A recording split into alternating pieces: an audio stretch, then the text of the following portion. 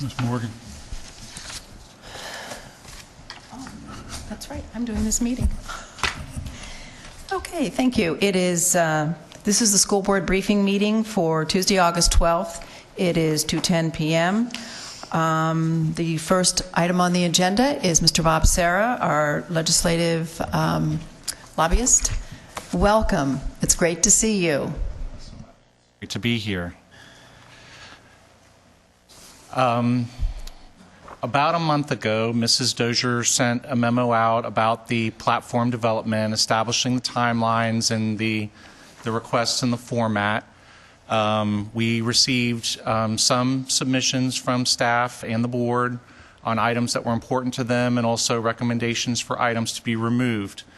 One of the things I want to note for you here at the briefing is that one of the suggestions came from your risk management, and it's definitely an item that is in the interest of the district. However, we have not recommended it for inclusion in your platform because I intend to draft it as a request to the Florida School Boards Association platform. It is an issue that impacts all 67 districts equally, relating to a court case that applied the PIP provisions of auto insurance to school buses when the Florida law specifically exempts school buses from being commercial vehicles.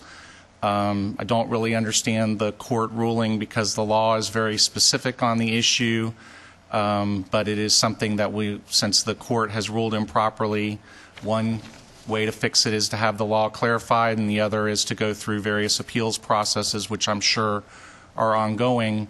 But it creates a huge additional liability for the district at this point that, based upon that ruling, is a concern. But it isn't a concern that is in any way special to Lee County. It's a statewide issue. So I wanted you to know that I was going to forward that. It's also possible that we'll forward it to the consortium as well. But again, it's not really specific to the region. It's really a statewide issue, although I suspect it may come up at the consortium hearing because I believe it was Palm Beach County that was the district that was originally sued. So just to make you aware of that and to make sure that you understood that even though that was submitted, and I do agree that it's absolutely in the district's interest to have that addressed, we didn't want to water down the district's platform with items that are really statewide issue unless they're also specifically your priority. So in working with the items that were submitted and also looking at your platform from last year and the items that you adopted last year, one of the suggestions was to reprioritize the state accountability system items because the legislature did pass a bill on that issue last year, and even though it only addressed some of our recommendations, they did specifically address that issue last year, and it's unlikely to come up as the same kind of priority again and again. One of the bullets in here dealing with particularly scores of the English as a second language students was specifically addressed in the legislation last year, and so that is being deleted entirely. But the remainder of the item, even though it shows as being stricken out, it is reinserted later in the document. So we just tried to show it as a lower priority and to raise the priority of the capital outlay issues, which would become the first item recognized.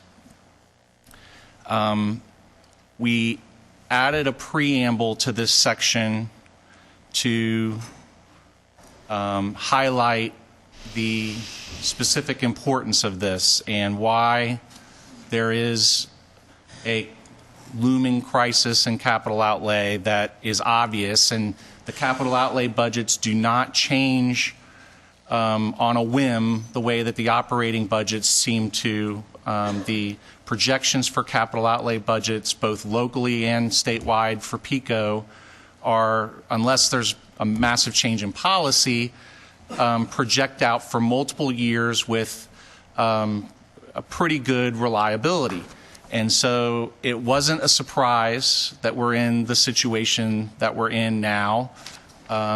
I recall hearings in 1997 when PECO was distributing more than $1 billion to public schools and another almost $1 billion to community colleges and universities, where there were hearings about the fact that PECO was in serious trouble in the long term moving forward, and yet those hearings were held and nothing was really done to address it. So the problems have been known for a long time, but specifically when you compare the revenues that you have available to you, both local and state, we're looking at having 42.4% of the revenues available to meet the capital outlay needs next year as compared to what was available in 2007. And, as we recognize that we're starting to turn the corner again with student growth, that's a problem, but even just simply meeting the maintenance needs is a problem. So we added the preamble to really highlight this issue as the top priority. We changed the first bullet slightly to be very specific about the fact that we're asking the legislature to consider increasing the cap on the capital outlay millage back to 2 mills. Even if districts don't utilize that increased capacity, the fact that it exists should help you to get lower rates on the borrowing. And so the taxpayers could benefit from that even if you don't utilize the rate because you need the rate. So that's just something to keep in mind. We deleted the bullet that talked about reestablishing the appropriate share because the legislature did reestablish a share of PECO for traditional public schools last year. And so we want to acknowledge that they did that and remove the thought that that could go away again, and where that has been the traditional position going back to the beginning of PECO and trying to reestablish that as the norm.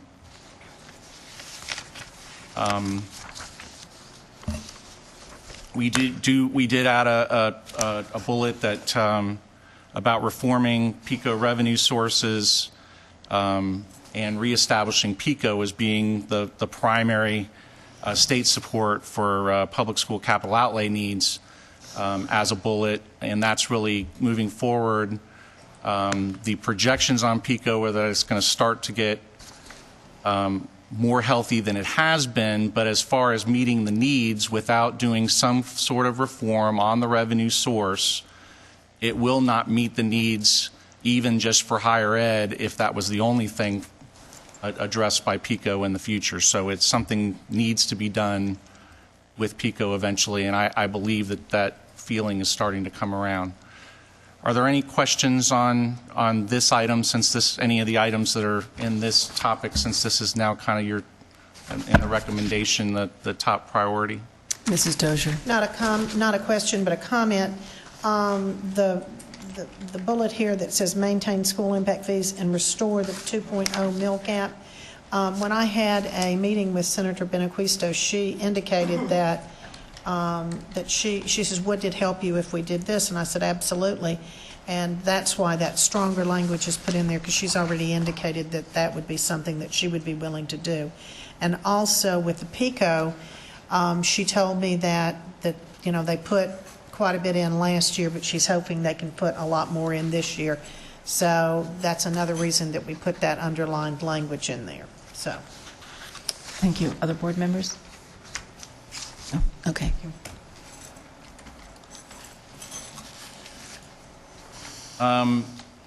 As it relates to the operations funding, we did not make any changes to what your position was previously. The outlook for the state's overall budget is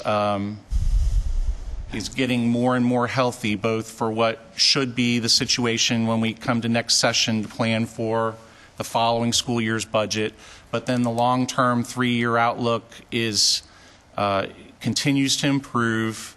and a recent revenue estimating conference basically held those projections going forward. So everything that we know right now suggests that there's the opportunity to really make a turn in the operations funding, and we heard many, many times the governor say that, you know, this education budget was a historic budget because we finally, on total dollars, surpassed where we were in 2007.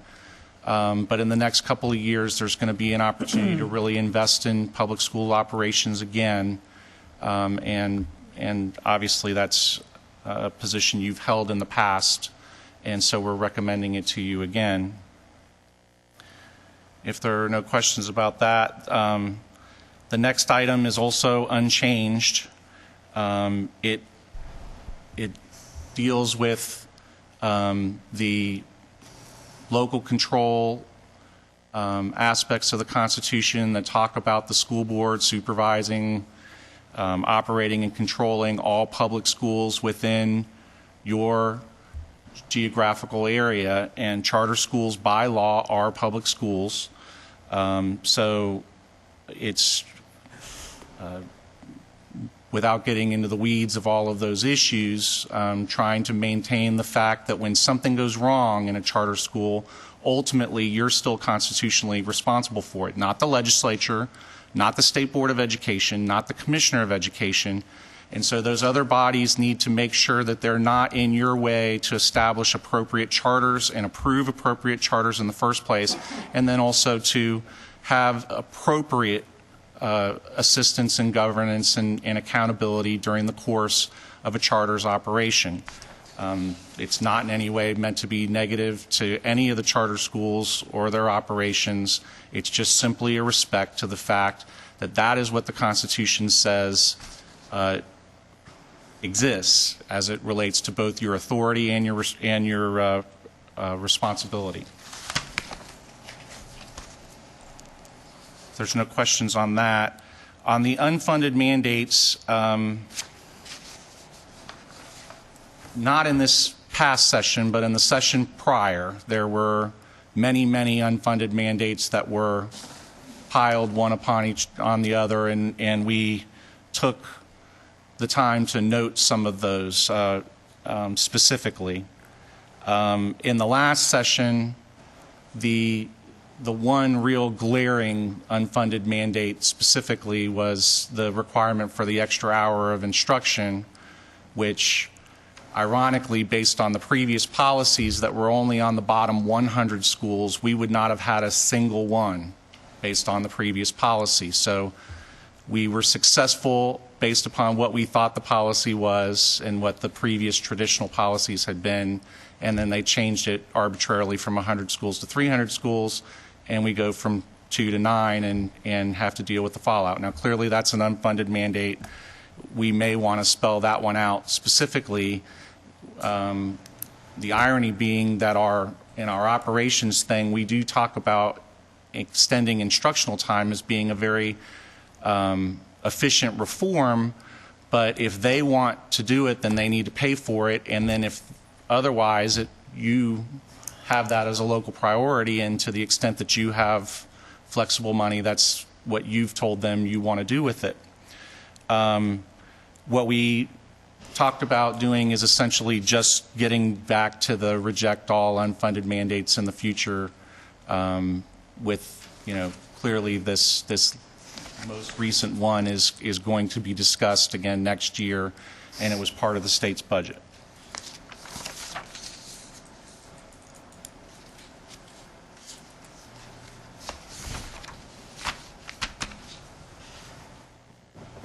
The efficient and effective state budget reforms, the only change that was in there is I found an extra space in my document. So it somehow survived all of last year and nobody said anything about it, but that's corrected now, and that addresses really trying to get the state to look at increasing the teacher quality, extending the school year, school days, instructional time in general, and high-quality pre-K programs, and the extensive research about how each of those reforms, dollar for dollar, gets you much improved student gains, especially when compared to some of the performance pay, where we've had various mandates on performance pay in Florida since 1997, and without any research or any evidence of any success or improvement for students from any of those various efforts, and just basically saying that as the budgets turn around, these are the items that need to be emphasized. On the charter school equity, we also have not made any changes. We're talking about reestablishing the charter school administrative fees and providing equity between charter schools and traditional public schools as far as the flexibility that is available there. On the administrative fees, there was a study done by the Florida Senate 2 years ago now, and it showed district by district what the administrative fees were producing for districts and what was being spent on charter school operations by those districts. And in Lee County, it was almost a 2-to-1 what you're spending compared to what those fees provide. And so in many ways, on the operations side, the traditional public schools are subsidizing the charter schools because of all of these administrative duties that you still need to provide without the funding. Mm-hmm. We deleted the expanded school board membership because that was obviously a victory. Even though the local bill didn't pass, we obtained language in the general bill that addressed that issue for every school board in the state, and we're thankful for that. And so we've removed that item. We reinstated 5 of your 6 previous bullets as it related to the state accountability system. And then maintained the item on dual enrollment, and the sovereign immunity issue was inserted last year, also at the recommendation of our risk management office, but there was a specific bill that had floated in the year prior that looked at increasing the sovereign immunity caps tremendously. Last year, that did not resurface, and we would like to not encourage it to resurface, so we try not to be reactive to things that aren't there. And so we're recommending removing it, even though if the item comes back, it's something that you would probably address through a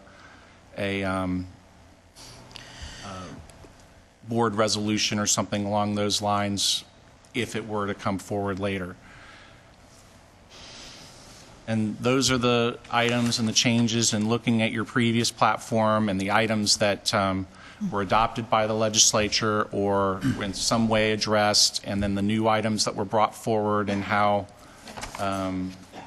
in a committee of 2, because Mrs. Dozier serves as your legislative liaison for the board, we discussed the various items, and this is what we're recommending back to you. If there's questions or concerns or additional items that you'd like us to look at, the memo that went to you about a month ago noted that we were going to have this workshop today with the plan for you to adopt in 2 weeks at your action meeting, which in the meantime, I will also be drafting up the proposals both for the Florida School Boards Association and to the consortium for the items that are appropriate for each of those groups, because not all of our positions would be good statewide positions. Thank you. Board members. Mrs. Dozier.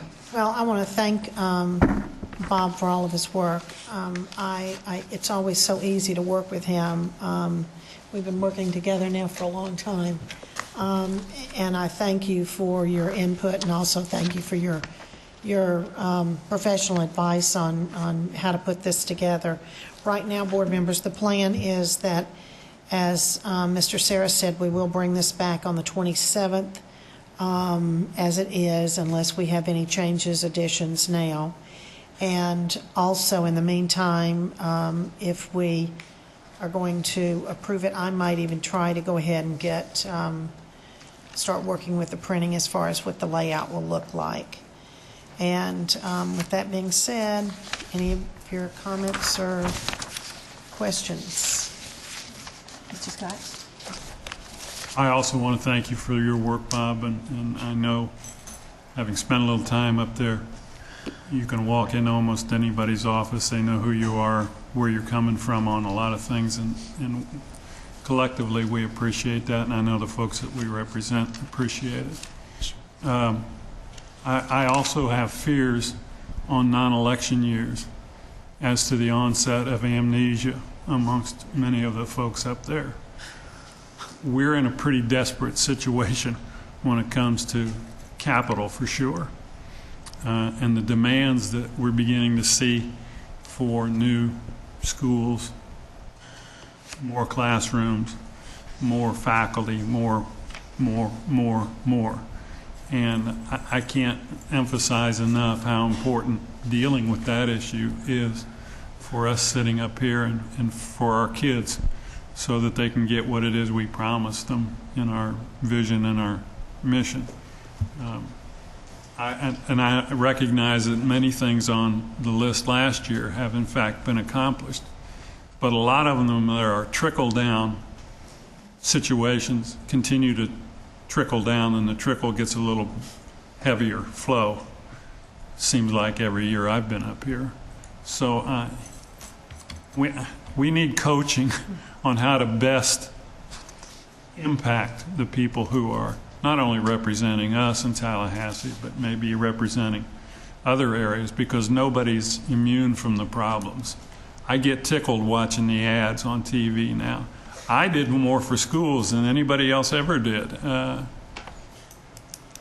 been here 4 years, and every year our budget has to get smaller, but the demands don't get smaller, they increase. I guess I just want to make that as an editorial comment. We appreciate what you're doing, and if we could get 4 or 5 of you up there helping us out, it would be wonderful. But my parting words to you would be, don't forget where we are, what we're up against. And our situation may be different than a lot of them, but it is our situation, and we have to deal with it, and it's going to take money to do it.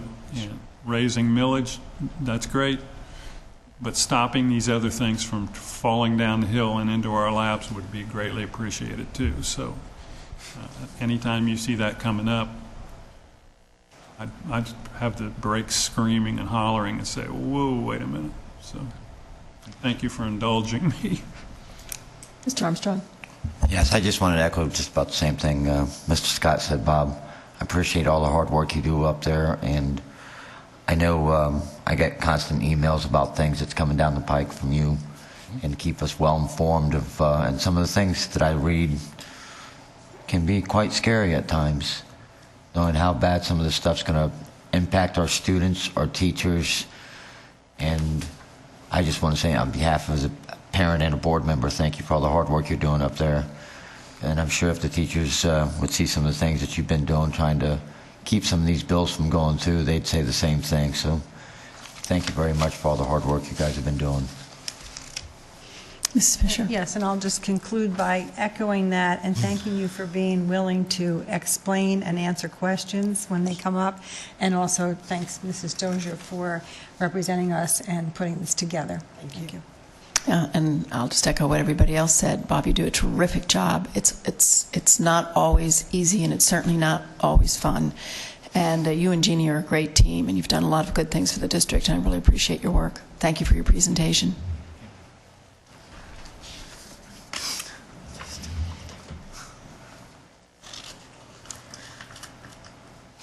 And Mr. Martin. Yeah, Yes, Ms. Morgan, board members, the employment contract that the school board has with the superintendent, Dr. Graham, requires that by the 15th of August 2014, the board adopt measurable performance goals. It requires the school board and the superintendent meet and establish 5 measurable annual performance goals. So that discussion is slated for today being the last opportunity to take that action. And 4 board members submitted to me proposed goals for that purpose. Dr. Graham also submitted proposed goals. I created a compilation document that is the first document there in your materials, trying to categorize the different goals that were submitted. And then after that, you'll see 5 individual sheets, which each of the board members proposed goals in order of priority, and also Dr. Graham's as a starting point for your discussion today. Okay, my thought was that we might break this up into 2 parts. One is questions for the superintendent, and then questions for the board. And I'm going to start it off by saying you have been here 1 year. After 1 year, what does the data tell you about student achievement in the district? Well, I'm glad for this opportunity because I was hoping to be able to frame the conversation, so I appreciate this.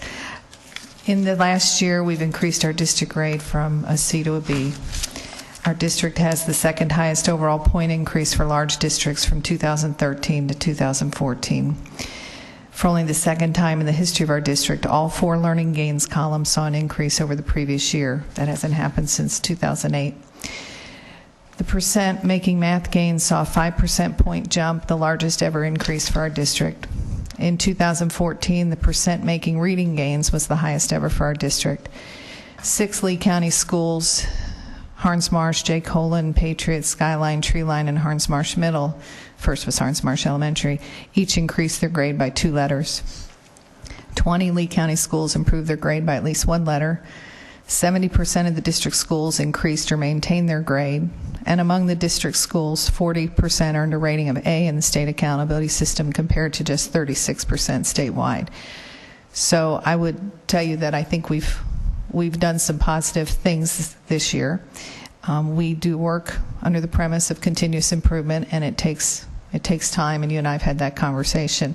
But I believe we're on a good track. We are continuing to raise the bar for our school leaders, because that's where this begins. As hard as the teachers work, they've got to have strong leadership to be able to do their work. And as we go through this conversation today, I just want to remind the board that we are going to be held harmless in the next year for many things, which sounds like a gift from the state, but the reality is that the state doesn't have a transition plan as they move to the new test and the new form of assessment. They've yet to determine any measures, any cut scores. There's no plan. And so a lot of things that we could measure ahead of time, we will be challenged to do, because the state's going to wait until the results of the test actually come to make some determinations about what equals an A, what equals a B, what equals a C, et cetera. That doesn't keep us from raising our own scores and competing against ourselves. When I offered the goals that I offered, I did so knowing that achievement obviously is our goal and helping students learn. I just want to encourage you on a couple of things. One, I offer teacher retention because we've created an entire group of people to focus on recruitment and hiring the Lee County way and doing the things we need to do to retain our teachers. And I thought that would be a way to bring in the operations division. We have financial issues. That may be somewhere we want to place a goal, though I did not do that. So this is just basically for conversation's sake. And then we've got several that are related to teaching and learning. I also want to tell you, just from my perspective, I am more than willing to stretch. And I think we stretched a lot of people this year. I'm more than willing to continue to do that. I just want to be sure that the goals we use are SMART goals. That's what we teach our teachers and our staff to use. That's what I've been taught for years. And SMART goals are specific. It's an acronym. They're specific, they're measurable, they're attainable, they're results-based, and they have a timetable. And so I want to offer stretch goals, and I just want to remind everybody those are also supposed to be attainable. I want to remind you some basic facts about our district. We have a 71.5% free and reduced lunch rate, and we currently have a 56.7 minority rate. And much of the information I will give you today as you have your discussion, if the opportunity presents itself, I've made how I work as far as comparables and comparing how we're doing in regard to other districts is I'm looking at the top 10 largest districts, because I think that's who we have to put ourselves against. There are a lot of people that on paper it may look like they're doing better. They're smaller, they have a different demographic, and so for my own frame of reference, I look at the top 10 largest districts because we're going to remain in that top 10. We're just going to go up as far as how big we get. So the simple answer to that question, I think we had a really, really good year academically. I acknowledge that we have a long way to go. That's part of improving, and that's part of knowing that you've got work to do. Once we think we've arrived, we're in trouble. So I don't think we'll ever arrive. We'll just continue to work hard to be the very best we can be.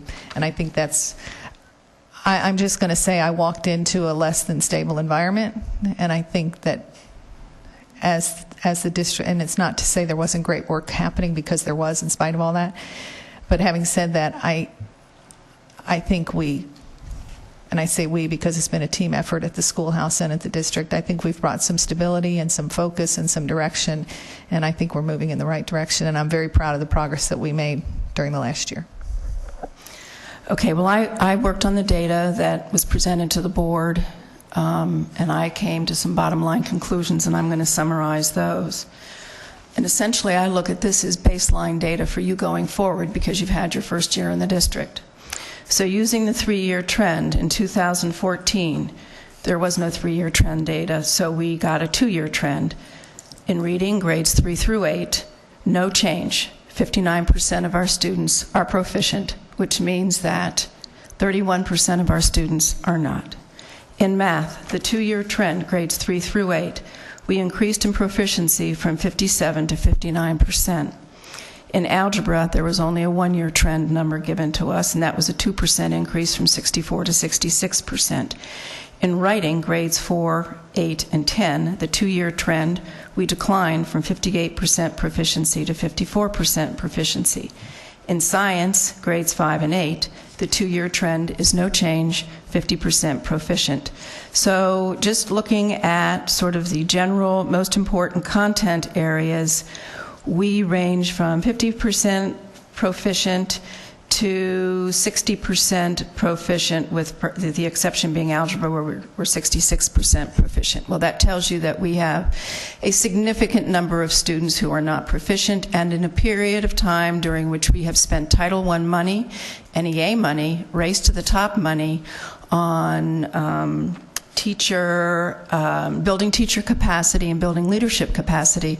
Essentially, we have seen no change in the numbers. Now, going on, how do we compare? Oh, I'm not going to do that one. How many students moving into grades 4, 6, and 9 are proficient in reading and math? In reading, 58% of the kids moving into grades 4, 6, and 9 are proficient. Those kids moving into grades 4, 6, and 9, 58% proficient in math. The demographic breakdown.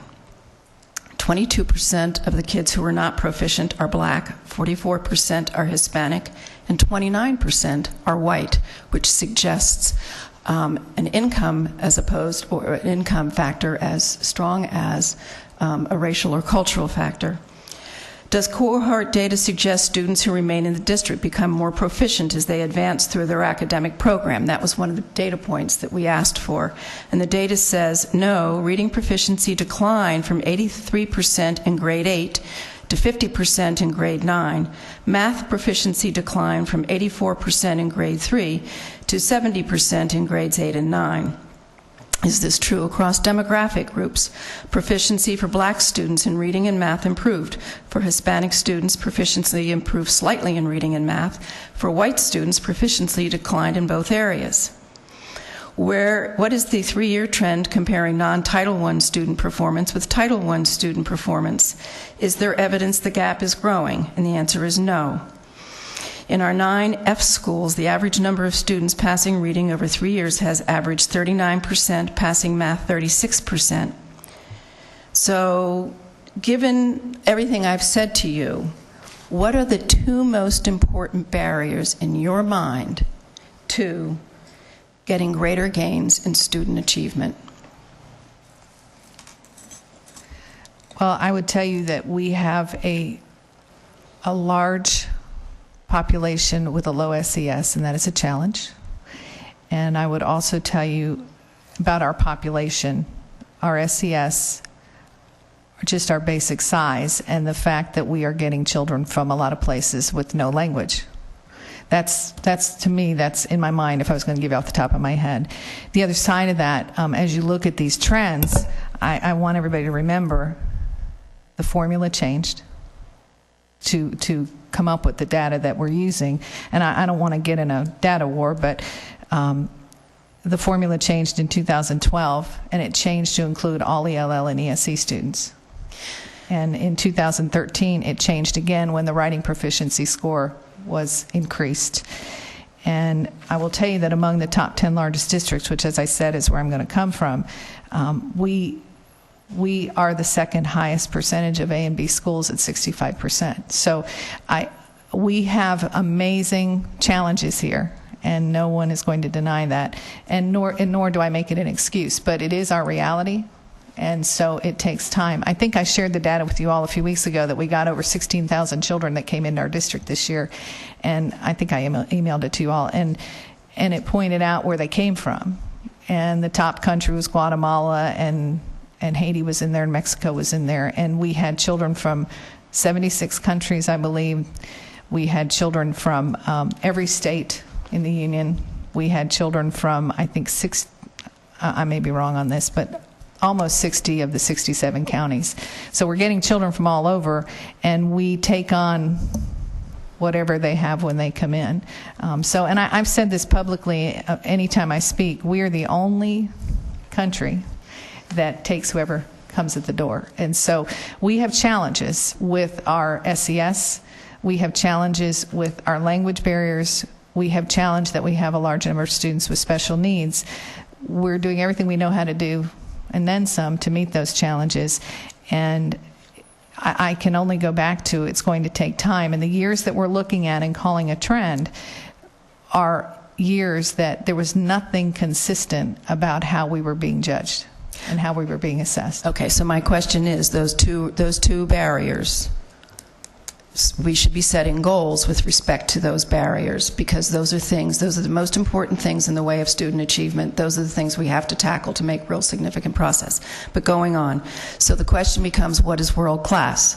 If world class is our 10 peers, and they're not the Florida average, then are we world class? If Florida average is what we aspire to be, Florida average is lower than the average U.S. And if we aspire to be world class, and we look at the world, and the U.S. is only halfway, is only 50% of the rest of the world, how are we defining world class, and how are we setting goals? And that relates to my last question, which is, what is the person's highest personal potential? I mean, basically, we have excuses for students not performing.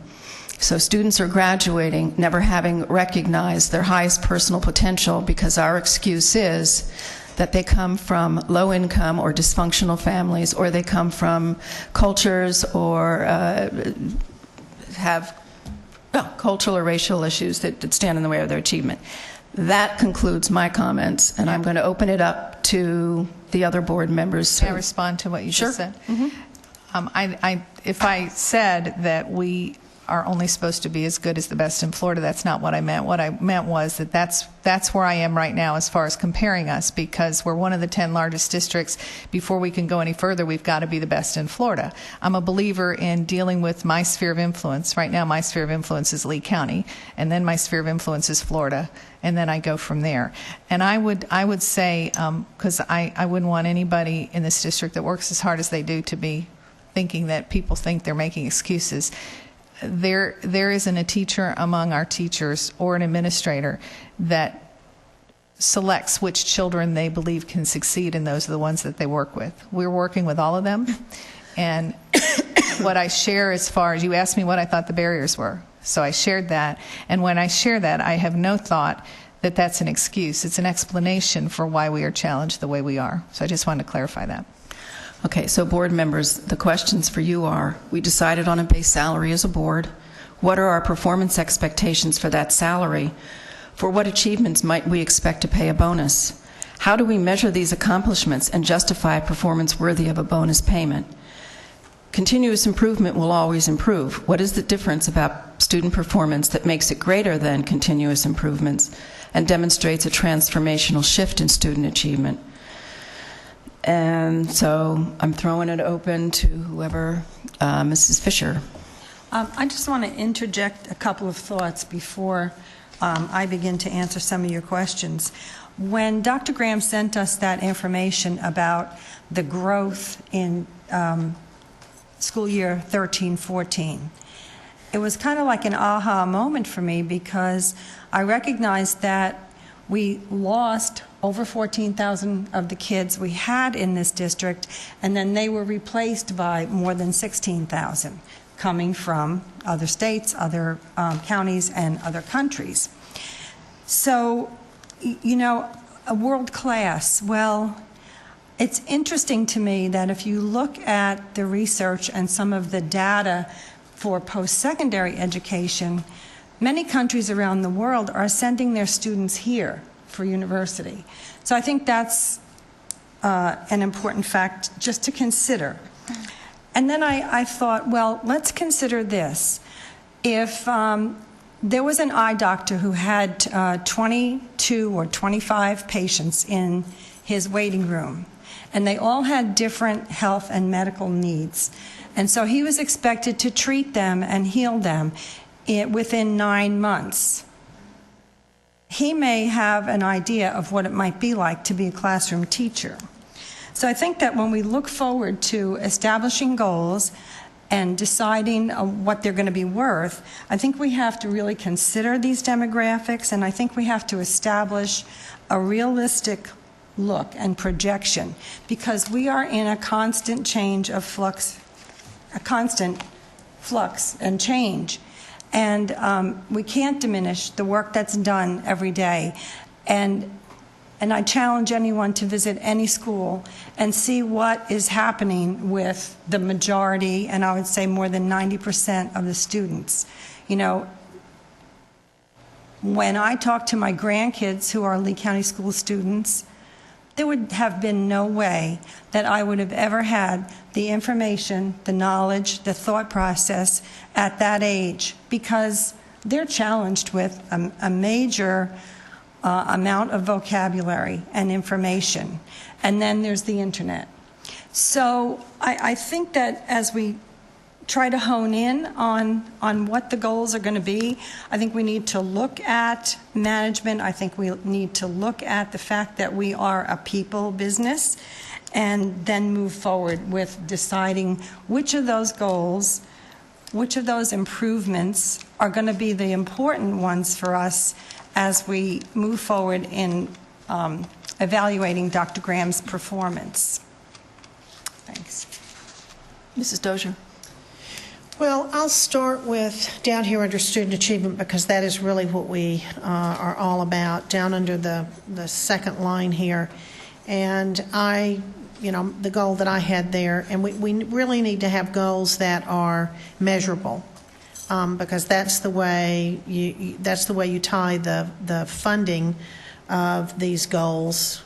That's the way you put the two together. And if you have one that you can't measure, then there's no way to actually put the funding that goes along with that. So we need to keep that in mind as we're making the goals. I feel as though all the goals need to be measurable. All right, with that being said, all right, the number of DNA schools will be reduced by 50%. Someone else put here that DNF schools will increase by 1 grade.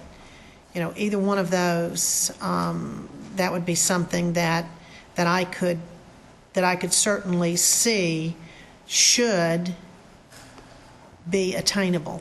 Not only should it be attainable, but it is absolutely something that we need to strive for, and we should not accept anything less than that. If I were a parent in any of those schools and we didn't say that we were going to strive for those schools to be A schools as well, I wouldn't want my child going there. Agreed. So we need to demonstrate to the parents that we are focusing on those schools because of the deck that we've been dealt. We can't sit here and say, well, the tests have been changed, that we've done this and we've done that. This is what we have to work with. The goals that we make have to be set according to that, and I don't think that making excuses is something that we can sit here and do.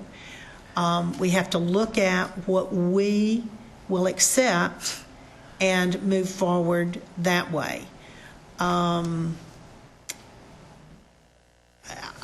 I see decrease the dropout rate. Well, our current dropout rate, we need to look at that percentage and say we're going to just decrease the dropout rate by what? Everything, I feel very strongly about the fact that in order to have these goals, every one of them need to be attainable. Every one of them also needs to be measurable. And when I put these goals out there, there was really only one goal that I felt was not attainable. But I put it out there because I want to get there. And that's somewhere to get to eventually. In fact, I started to put 100% instead of 90%. Because I feel as though I know our teachers and our employees are working so hard and they're so committed every day that our schools truly can be A and B. Every one of them can be an A and B school. And I'm thinking everybody's going to speak first, but when we get to specific goals, what I've done is pulled together current data and what's gone on in the past and how it's achievable to get where these goals take us. Some of them are possible in a year, some of them it would take longer. So when we get to that point, that's one of the, Mrs. Dozier, that I'm not saying I disagree with the goals of any of these, the attainable piece is a challenge with some of them. And when we look at what is going on in this district, and basically we say we have 40% of our students that left this district, and then we had 40% new students that came back. That is not anything new that just happened last year. Agreed. That is something that has been happening. That is a trend that has been going on for like the last 8 or 10 years. So I think for us to use that as a crutch, we can't do that. Well, I think the only thing that's changed is where they're coming from.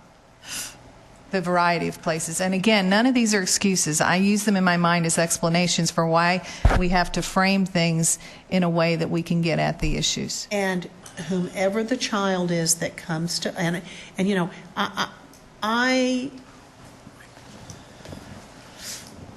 it is our duty to advocate for every child that comes to us, Absolutely. no matter where they come from. Absolutely. And there is no excuse for the fact that that child is different from another child, and therefore that child can't succeed, because we have programs that should meet the needs of all students that we serve. Agreed. And so that's where I'm coming from. Mr. Armstrong? I guess I just have a couple of questions. I'm all about this student achievement. And some of my goals I put down is just more of something I'd like to see us down. And I do agree with some of Ms. Dozier's goals, and I understand where she's coming from. But where and how are we going to be measuring the student achievement?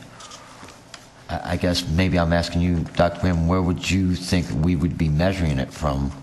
Because if we're going to measure it from a test that they're still testing, and we still have no idea where they're going to score it, or how they're going to score it, or the matrix that they're going to be used to scoring it, then not only are we putting you behind the 8 ball already, also putting our teachers behind the 8 ball and the schools. So that's a concern of mine on measuring the student achievement. Where and how are we going to be doing that? Because that's actually a very crucial part in itself. Because we all know I don't agree with the test anyways, but that's another story. Well, what's been measured in the past is based on the state assessments, and I don't see that changing. The only difference is we could make some intelligent projections and judgments about what we were capable of doing, and what we knew was a cut score. We would know what it would take to get to that cut score. Well, we may project a goal And it's not going to keep us from making goals. It's just a little more complicated. We may, right now, work with the cut scores we have, because that's what we have, knowing they could possibly change. They could lower as well as higher. We honestly don't know, because the state doesn't know. So, but to answer your question simply, we're going to use the accountability scale that the state provides, because that's what we've used to measure all along. Great. Unless board members have a different thought on that. But when I read these, particularly student achievement goals, that's what I thought we would be using. Using accountability that the state provides. Like, I trust the state anymore. Just my 2 cents, sorry. As far as, again, I'm all for looking at how to decrease our dropout rate. I think that's something that and I wish I would have thought of that and put that down as well, because that's something that I think we need to look at. Well, and I would just throw out there that we are currently below the state average on the dropout rate, and it's possible, and I don't have the data with me on the graduation rate, but that may be what you'd rather look at, or we can look at the dropout rate. Remember, in Florida, those two rates never equal 100% because of how the formula works. And I guess one of the crucial parts to me is the actual high school diploma itself, not the, that's the one, because I believe I pulled that data one time before, and I think we're around 74.6% or something like that. It depends if you count our traditional schools or all our schools. We're over. I want to, and I should know this. I want to say 83%, and I'm going to get the exact. If somebody can you pull our graduation rate? I believe that's what I quoted was traditional schools. Okay, the tradition. Well, it's in the 70s if you count our charters and you count our special centers. It's in the 80s if you just count our traditional high schools. But again, the dropout rate is very low. The graduate and the way the state, you all know how the state does it. They take whoever we have in 9th grade, and as long as we have them in 12th grade, they're a graduate.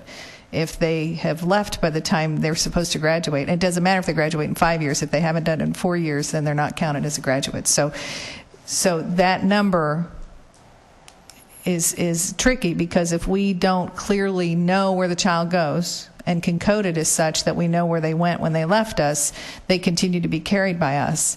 And so if they don't show up at graduation or on the graduation rolls, then they're considered a dropout when they may well have gone somewhere else to graduate. So that's why the numbers never equal 100%, the dropout rate and the graduation rate. So I'm not sure when people speak of those, I'm not speaking of you at the table, but in the community, I'm not sure sometimes if they really understand where the dropout rate comes from versus the graduation rate. Thank you. Mr. Scott? Oh, first of all, I apologize for not being around to give you my 5 points, but I have them here. And I want to preface what I say by making certain everybody knows where I'm coming from relative to the superintendent. And that is, in my judgment, she is the CEO. When I look at the strategic plan draft, when I look at goals, there are so many hours in her day personally to do all of the things that she's being asked to do. I'm not covering up for her, I'm not giving her excuses, but I am saying much of what we're asking for, she cannot do herself, but she can build a structure to deal with it. So if you look down at the points I've made, I think they address themselves to the most critical areas, and that is the teaching aspect. Making sure our teachers are ready. Making sure there are resources adequate to do the job. I've said since the very first meeting I ever attended here that we need to find out how we can create a budget based upon the essential functions that must be performed. Not a lot of other stuff that may enter, but what is essential? The essential work we do here is teaching students. I think we have, and we talked about this a lot of times too, we have got to go after recruiting teachers who look more like our students. That's not to say we hire them because they are X or look like X, but they have to be reflective of the kids in the classroom. The last point I made down there was I want to see the elementary reading almost at the 100% level. Because if we're not there by the third grade, everybody sitting up here knows it's downhill from there. Now, when you're inheriting 16,000 new students from you don't know where they came from, and if those others didn't have the same commitment when it came to reading, we're going to have problems that have to be caught up. We need to accomplish that. I also noticed on the strategic plan graphs that there was a great deal of interest among local business people for becoming very much involved. We have a tremendous foundation that provides lots of funding for teaching and teacher training. What I'm suggesting is we have another business advisory board that are very likely to be local employers. We need to come to the understanding that not everybody is going to go to college. And even those who do step into college, a predominant number of them don't ever finish. And they're coming back to take a job somewhere. I think we need to have input from local businesses who are likely to want to hire local people. Now, how you quantify all that, how you put it into numbers, which seems to be what's awfully important to some people. You got to this percentage or that percentage. I don't know, but I'm sharing my thoughts about what I think the CEO of this organization ought to be spending her time on. And it is teacher development, staff development, succession planning. We are all very sadly aware, I believe, that we don't have any of that. We don't know who the next wave is coming along to take principal jobs. If everybody dropped out today, what would we do tomorrow?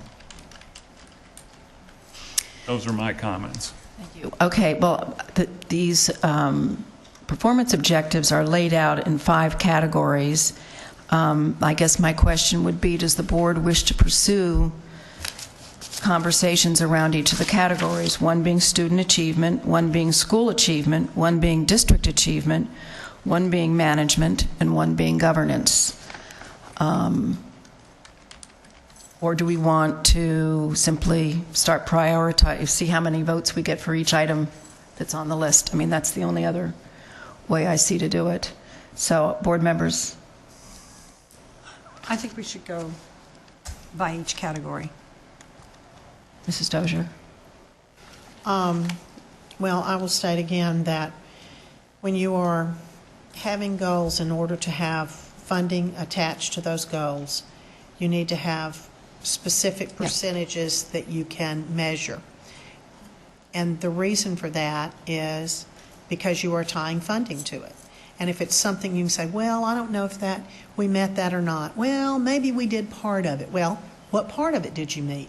If you don't have a percentage, how do you figure out how much you're going to pay? Because I think each one of the goals we have established would be worth $2,000.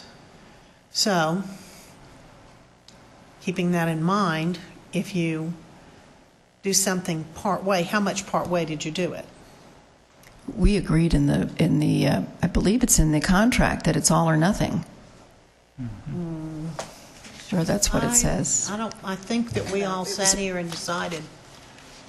It's a percentage, but I For think each performance goal fully achieved, Okay. as determined by the school board. Mr. Armstrong? No. No? No, I mean, I'm good with just going by each category. Okay. Mr. Scott? Okay, so, Morgan? yes. As we go through them, I do have some data on some of them to show you the probability of attainment and the reality of it.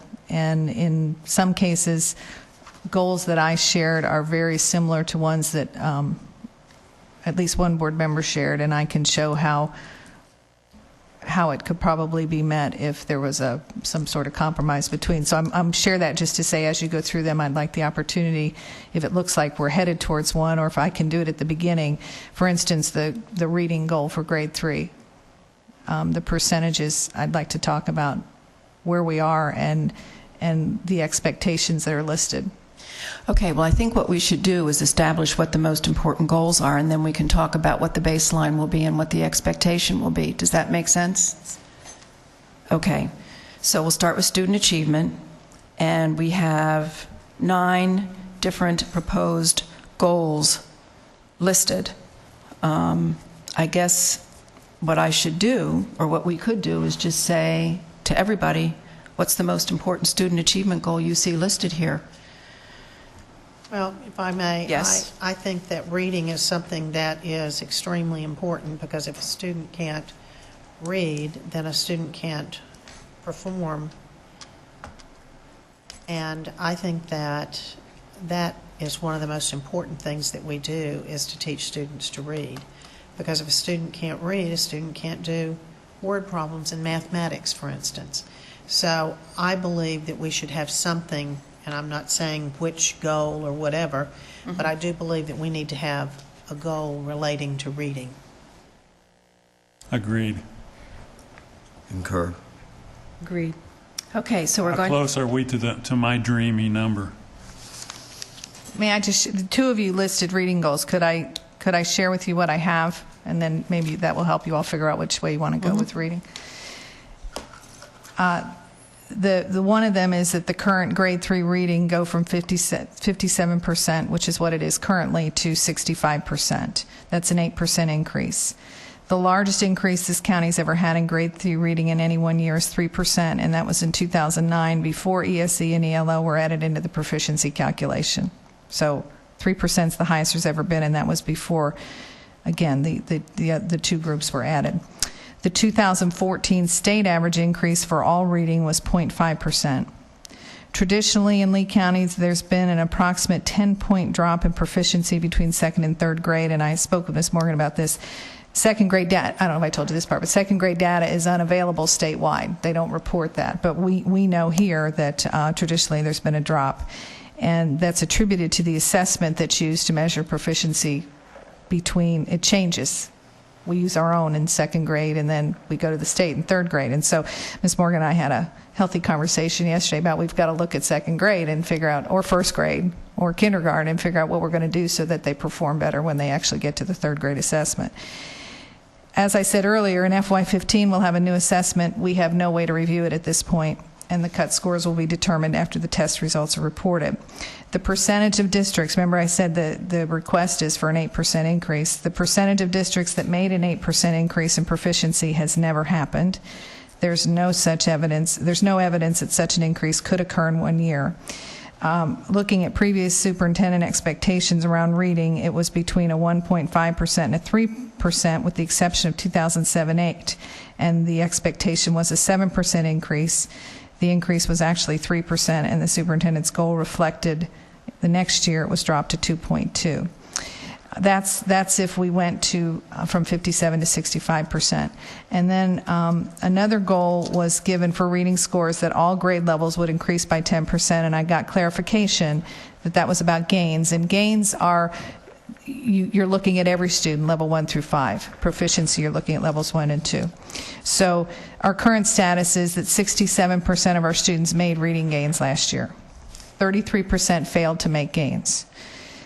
10% of 33% would be 3.3, and this would represent 10% of those who failed to make gains in FY14 would make gains.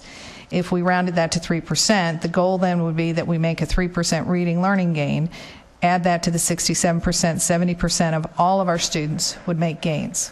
And that formula comes from what the state and the federal government have used since the days of No Child Left Behind. So we could, if we went with the reading scores for all grade levels will increase by 10% points, that's how it would be figured, 10% of the 33% that didn't make gains this year, plus maintaining all those that did. So we'd go from 67% to 70%. That's a stretch goal. 3% to some people doesn't sound like a lot, but it's it would be the highest percent for us to ever make reading learning gains in our district, and it would match our largest reading gain increase. And again, this would now include ESE and ELL. So, and my reading gain goal was that the district will increase the percentage of students, that's all students, making reading learning gains by 3%. And essentially, I'm saying the same thing as reading scores for all grade levels will increase by 10% if you use the state and federal formula that's always used. That's reading for grades. Board members. So basically, what you're saying is that we adopt number 8. Yes, and if the board agrees that we use the formula that the state and the federal government have always used, and that the 10% it would mean that 10% of the 33% that did not make gains last year would have to make gains. And then we'd add that to, and we can't lose anybody, so the 67% that made gains this year plus 10% of the 33% that didn't would get us to 70%. Can you put that in a classroom, let's say a third grade classroom with 23 kids reading? How many are proficient? How many made reading gains? How many would make reading gains levels 1, 2, and 3 and up, given your formula? So what does it look like in the classroom? You mean how many students per class? Mm-hmm. I can't do that off the top of my head. I can get someone to figure that out for you. Well, I think it's worthwhile knowing, because essentially what you say is every time you lower an expectation, you're telling families that their child's odds of not becoming proficient increase. So I think when we start talking about, I'm not sure how we're lowering the expectation. if we do not expect more students to do better, well, if we decrease our expectation, if we go from 10% down to 3%, 7% of those kids are not going to, we're assuming, we're ready to select 7% of those kids to say they will not be proficient, and we accept that, and we're going to tell the parents that we accept 3% instead of 10% gains, Again, and therefore your children have the opportunity to fall in that category. Thank you very much. The unspoken goal is that we want all our children to make gains. I understand that. I'm just saying, can you bring it down to the classroom so we can understand what's happening in a third grade classroom? I can ask for that to happen, but let me say again, we're not reducing 10% to 3%. We are still looking at 10% of the children who did not make gains last year, making them this year. That was the goal, that, as it was stated.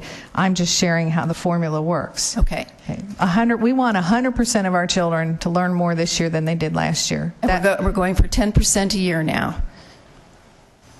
That's the goal that's been right. Again, that's... So we're talking 10% a year, so every year we increase by 10%? Well, next year would be a different conversation, depending on what we did this year. You always want to stretch a little further than you did the year before.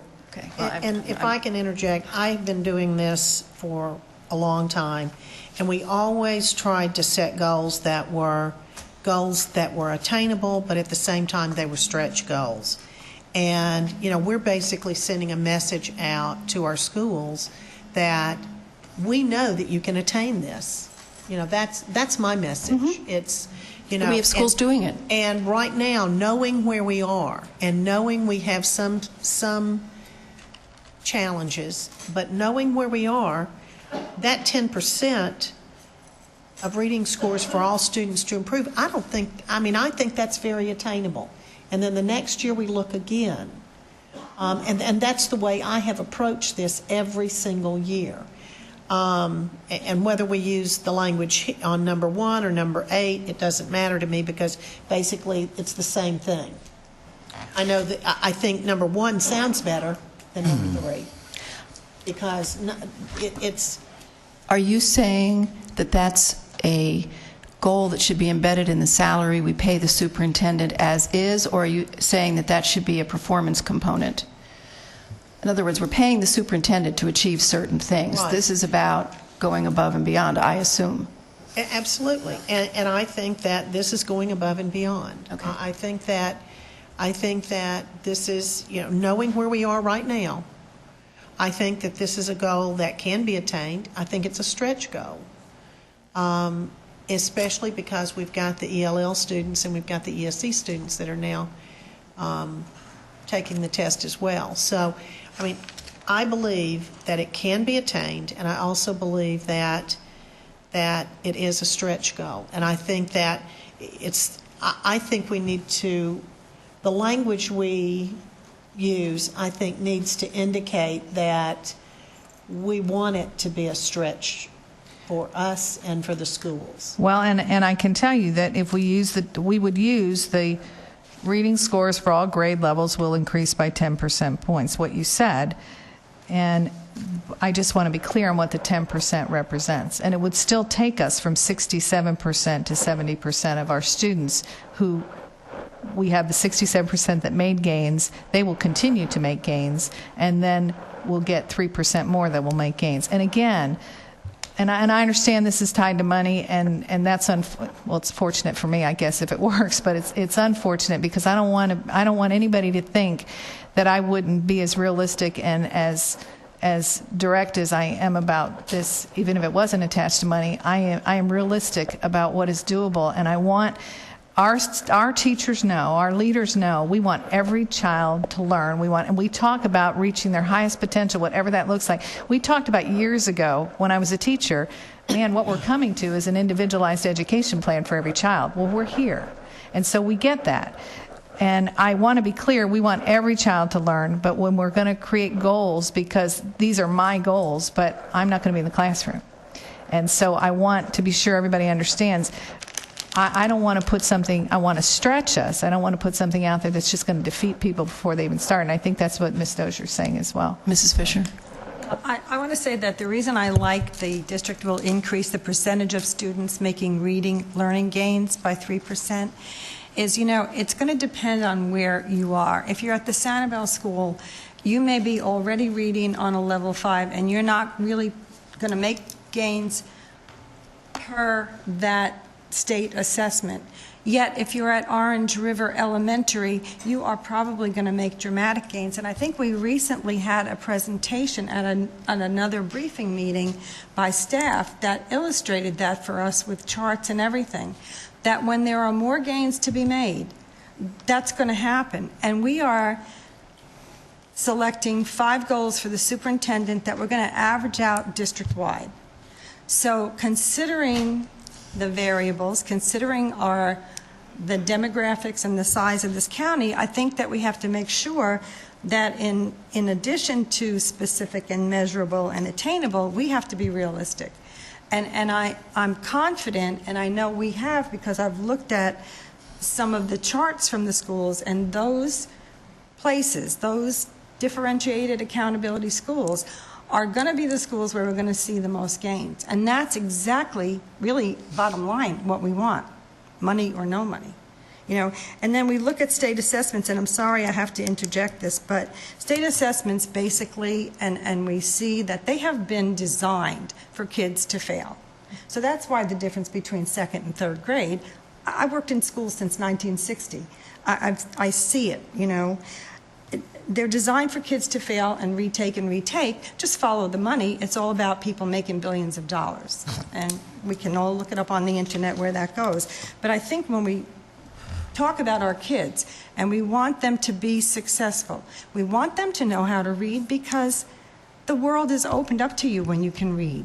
So I think that if we are realistic and we go with the percentage of students making learning gains will increase, I think that is realistic enough and attainable enough, and for some people it's a big stretch, depending on where they live. Mr. Armstrong?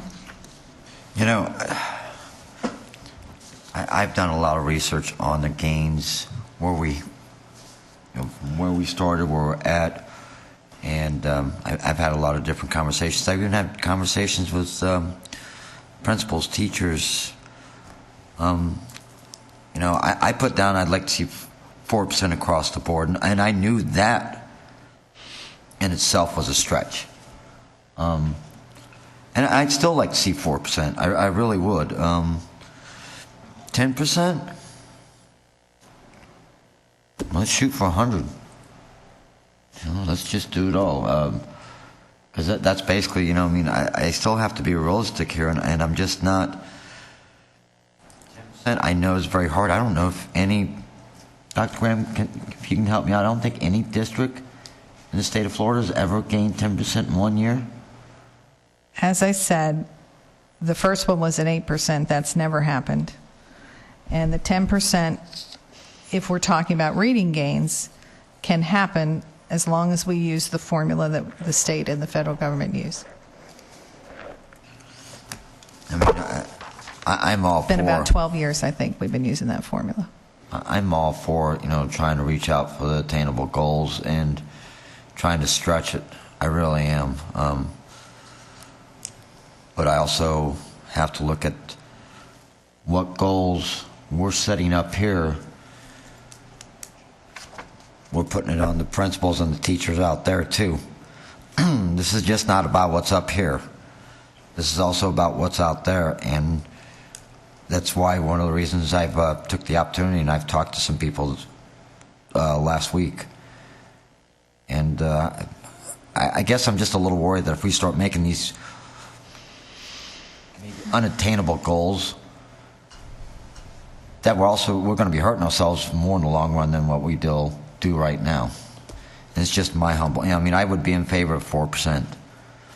So it's just my opinion. Sorry. Mr. Scott? I agree with Mrs. Dozier that reading is the key piece. Without that, you have no hope of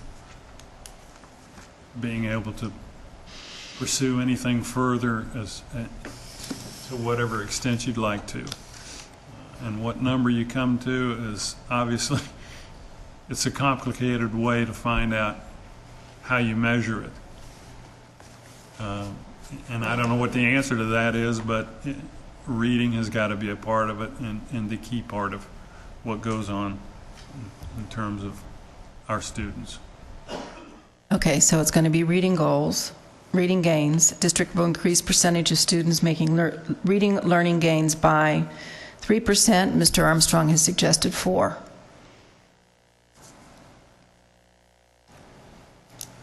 Well, using Dr. Graham's theory Yes. would stretch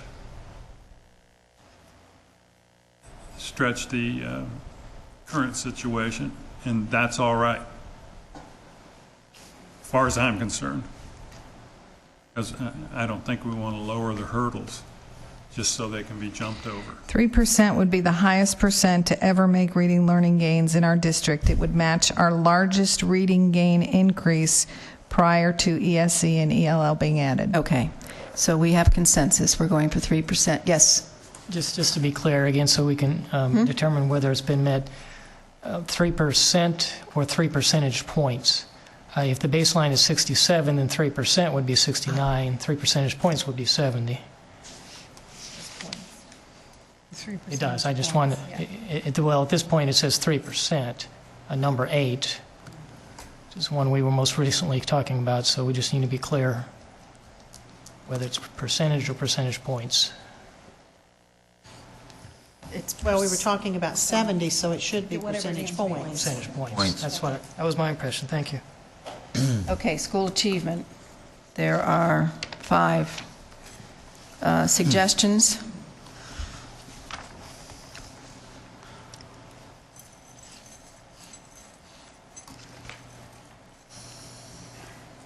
Well, I would think number 3 is a critical one, to move those schools up from the bottom. And it is a limited number of schools in the total picture, which would allow some concentration and put a burden on the superintendent to make sure the right people are in the right places doing extraordinary things. Okay. And Mrs. that's Dozier? easily measurable. Mr. Armstrong? I actually agree with that. Okay, so that's done. Number 3. Number 3, DNF schools increase 1 grade. Okay, and that's great. I just wanted to be sure, and I think I talked to at least one of you about this yesterday. I think it was Ms. Morgan. We have 9 F schools and 2 Ds based on points earned, even though we didn't have that many listed this year because 4 of the 11 were protected. this year. So I just wanted to be sure that that means we will raise 9 to a D and 2 to a C. Okay. Mrs. Fisher? I just have one question. So how is that going to work this coming year? Well, we're going to be graded. We are gonna We'll be be graded. graded. The only thing that's different is everyone will be held harmless. So there were things that could keep someone from getting an A because of certain things, or keep from going up or being dropped automatically. None of those consequences will be in place. Everybody will be held harmless, but we will get a grade. Okay, At least that's what we've been told at this point. okay. So it would be all schools that received a D or F grade in the previous year will increase by 1 grade. Another grade, yes. Okay, district achievement, there are 2 suggestions. And we have to strive to be an A. I don't think that there's anything less that we can strive to be. But the question comes back, how do you measure that? By the state. The state. You say gives put you- together an academic plan. Right. That returns us to an A district. Saying we become an A district next year. Right. Oh, okay, that's not how I read it. Okay, thank you. Which will return Lee County School District to the grade of A. In 2015. Right. Okay. You know, we were an A district for, I believe, 4 years running. And there were, you know, yeah, we went down a grade. There were other districts that didn't go down a grade. So, you know, we didn't go down 1 grade, we went down 2 grades. I know that our staff can get us back to being an A district. That is what generates interest in the local economy. That is what generates parents wanting to locate into Lee County opposed to going to Collier County or Charlotte County, because that's real important to them. They look at what your district grade is. And so that's attainable. And in fact, we missed it by, I don't know how many points this year, but 4 points. 4 percentage so points. I think that that's something that we should definitely shoot for. May I just, obviously this is your decision, I just want to throw a little information. Along with, and I align these based on where I thought my goals fit in with yours, and my goal on academic ranking went with yours about being an A district, and yes, we want to be an A district. So I just want to give you some background about this year and next year. In 2014, the district earned 499 points. We got 62% of the total points we needed. We got 62%. To earn an A, we needed 66% of the total points. So I made the goal about ranking, and here's why I did it, rather than A or B. And I would say the next year I'd probably be very comfortable dealing with a grade. But we don't know what the cuts will be.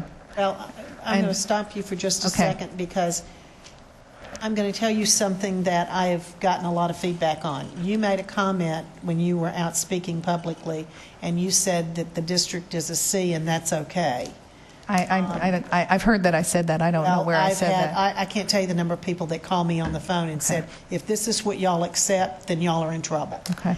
And I said, we do not accept that. I said, are you sure that she said that? Absolutely, I'm sure she said that. Well, that's not acceptable. Agreed. You know, that means that we're an average school district. I've never been in an average school district in my life. I agree. Lee County is not an average school No, district. it's not. So that's why I said we will get back to the A ranking, because this is a good school So district. is this goal then the one to put a plan together to do that, or is it To that we'll attain have the- all A and B You'll schools?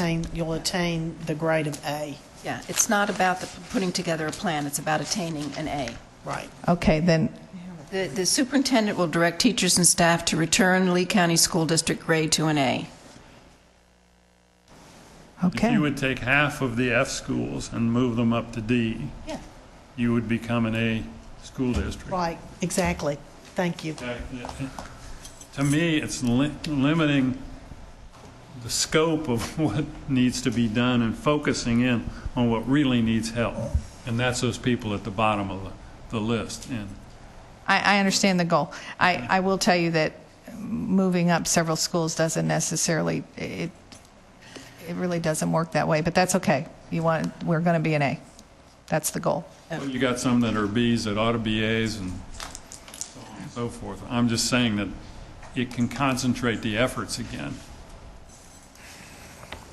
So board members, are we comfortable with going with number 1, the superintendent will return Lee County School District grade to an A? Yes. Mrs. Fisher?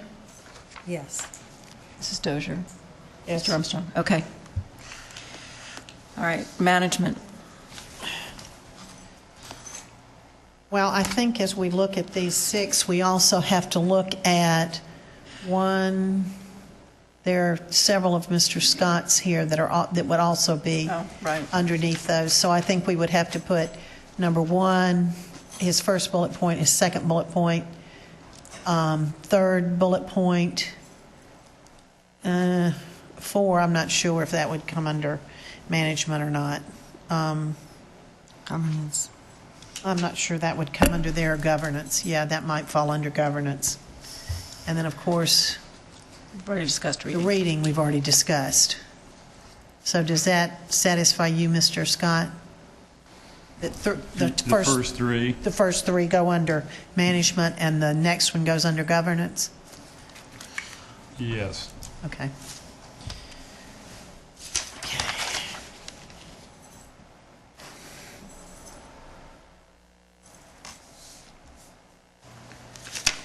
Okay, anybody ready to pitch?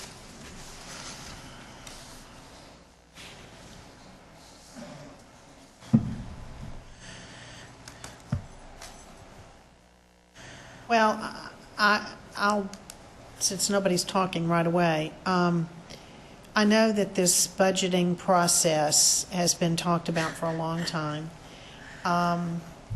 Formalize the budgeting process to begin with addressing the essential functions of a world-class school system.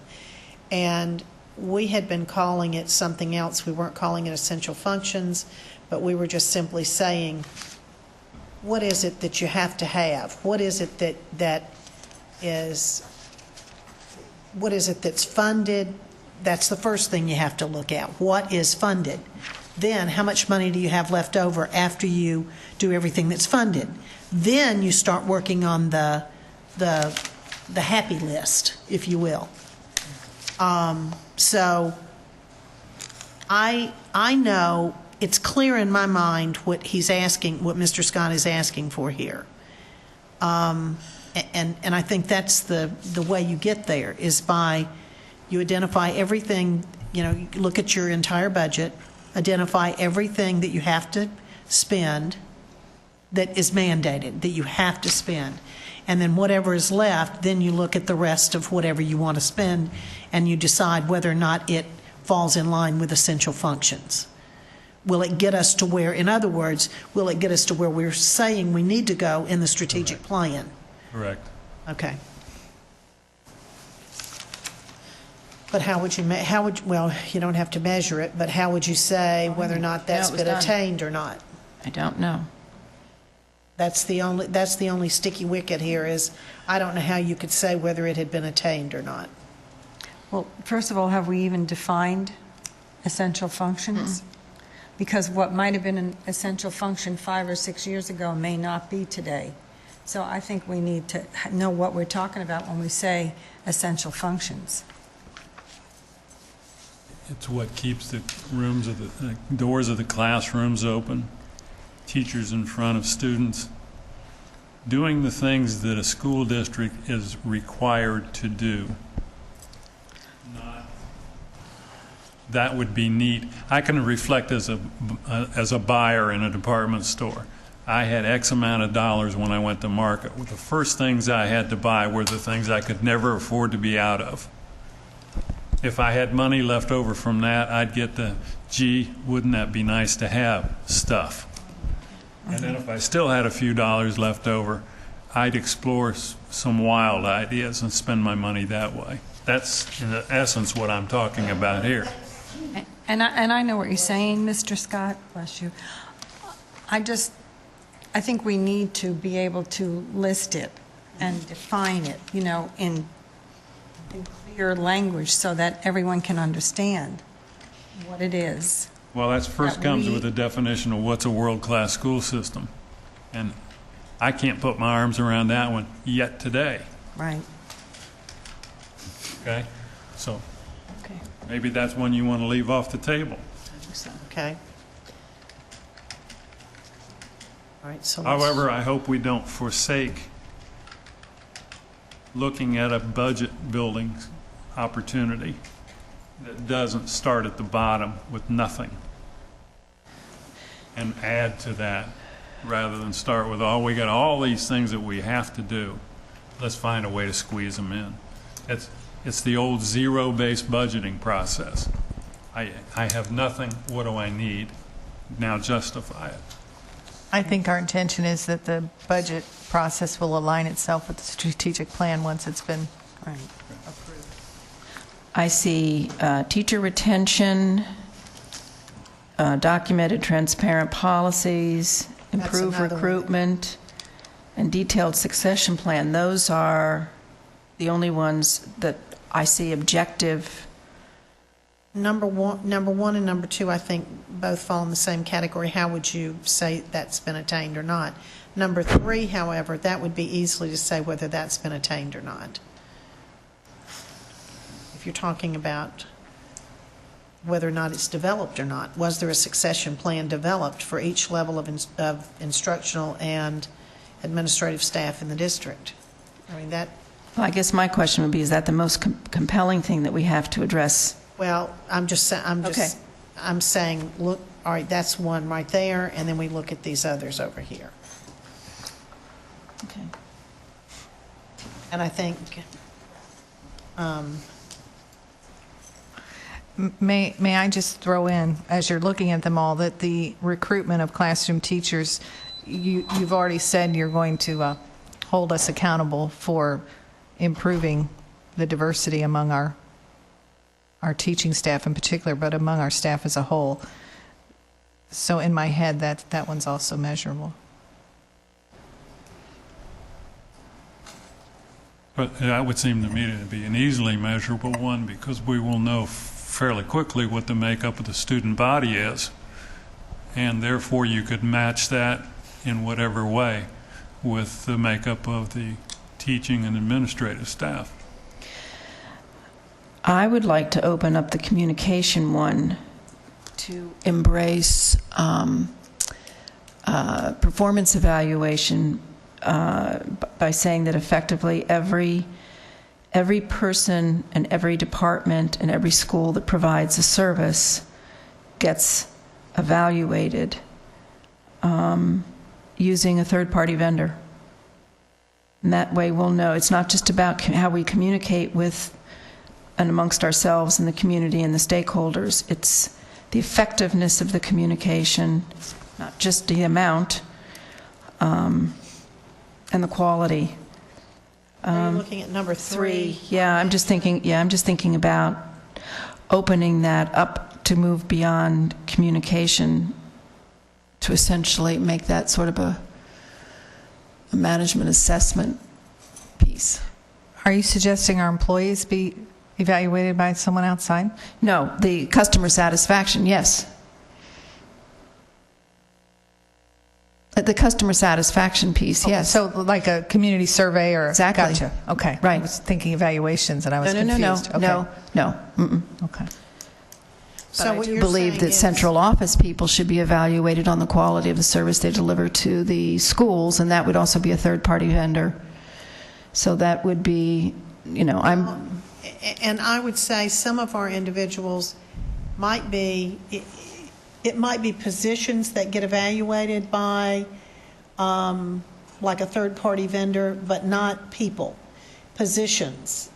And I'm saying, like, for instance, do we get good customer service from our switchboard? Do we get good customer service from the front office people that communicate with parents? Do we get good customer service when we work with individual offices here? Do people feel as though they were valued and that they're I can see the survey being developed do we feel, do they feel as though they were valued and that their concerns were taken seriously?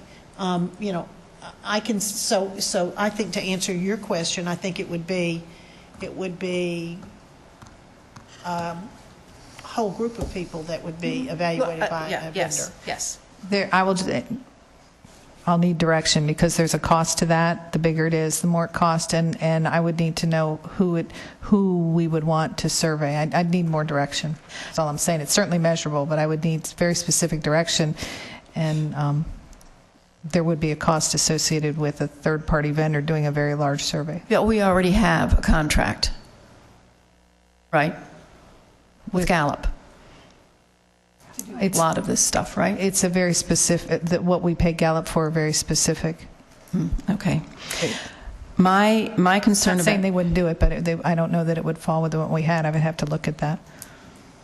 My concern with teacher retention is that reducing termination resignations by 1.5%, I think that should be part of the standard salary expectations. I agree. That's just something that you should try to do. Yeah, anyway. You should have a quality organization that Right. people want to stay.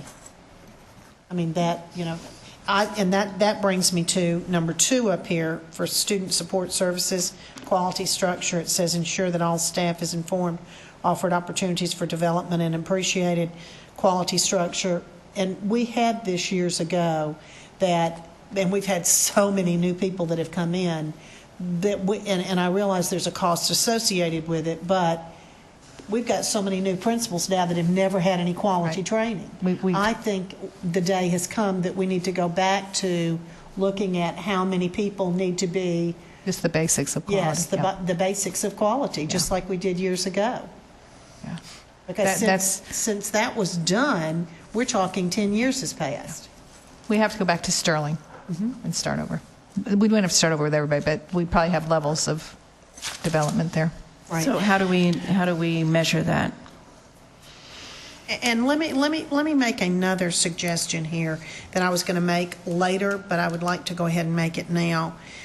I know that every one of us working on our goals took this as a very serious task, and I know Dr. Graham is accepting this and knowing that she's serious about it, we're all serious about it. And what has been done in the past is you can also do the goals, but then you can have the white papers that back the goals up. And the white papers would be all of these things are not necessarily goals, but these are the things that we would like to achieve. Anything that we don't select as a goal, it becomes part of the white paper. In other words, if your goal is not in here, it will become a focus for the district. Does that make sense? No, but Okay. All right. In other words, all right. I'm going to throw one out. Limit student testing. All right. If that doesn't become one of the goals, it would become a backup. In other words, I know as the superintendent, I'm supposed to work effectively and efficiently to make sure that I try to limit the amount of testing that is going on. okay. So it's the backup paper. I mean, that's just something to keep her aware of what the wishes of the board were. And these are our priorities. So maybe I should call it our priorities instead of the white paper. Okay, I get it. And I think some of those, as I look through the list, some of those can be condensed. Right. Because there's some repetition Right. there among Right. what board members were looking for. Right. So, going back to quality, do we want to do something on quality? I like that because quality does embrace at least Okay, then it needs, do we want to say like of these. 100% of the principals will be in-serviced in quality, or all administrators or all schools will have some type of a quality program presented at the schools during one of their in-services? There are different ways that we can craft this. We can single out administrators and say that they will do it, and then they will share it with their schools, which we've done in the past. If you did district leadership, that would be assistant principals and above, and then it could be, that could be the goal, and then it could be pushed out, and maybe the next year then it would expand to be Okay. larger. All right. That would be my thought on that. Okay. So, and how do we, how do we ensure that if leadership gets the training, and we do have a lot of new leadership who have not ever Well, had when the training. they have monthly meetings. Yes. And when they have these monthly meetings, I want to see an agenda that has Sterling Quality as, that's the predominant, I don't want it just as one topic. I want it, that would be the concentration for that day's training, period. I mean, there would be Right. nothing else that would interfere with that training if we went with that. Right, because I think it's really imperative that everybody, and I'll use this term, in the trenches, gets the message, and that they all understand. And when I wrote that goal, I looked at also the teacher recruitment and everything, because I've said this before, and I'm going to say it one more time, that I know that we have people in our ranks who potentially could help us with diversity when it comes to teaching staff. But they have to know that there are opportunities, and they have to be encouraged to get that development and maybe go back to school if they need to, or maybe get their credits from other countries and other places matriculated, so that they can really do the job that they're capable of doing. And I want us to, in our ranks is a mirror of our population, of our student population. So I have met people who are working in building management and custodial services who in other countries have advanced degrees, some in teaching. So why are we not looking at those people and saying, hey, we can help you, we can show you the way, we can give you a roadmap, we can hook you up with the universities.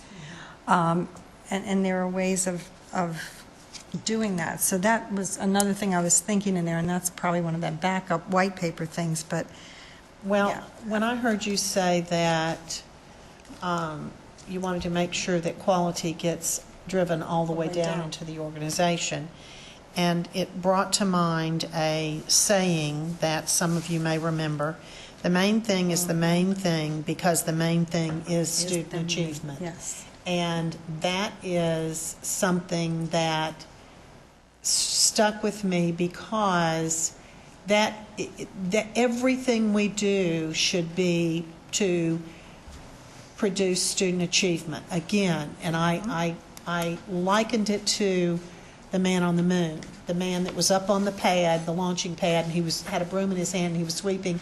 And, one of the guys came up and said, "What are you doing up here?" One of the engineers, and he said, "I'm helping to get a man on the moon." He realized that that pad had to be clean. That pad could not have dust and dirt and all this stuff on it. When the custodian is out in the hall and you say, "What are you doing?" "I am helping this building to be pristine so that students come in, they can learn in a good environment."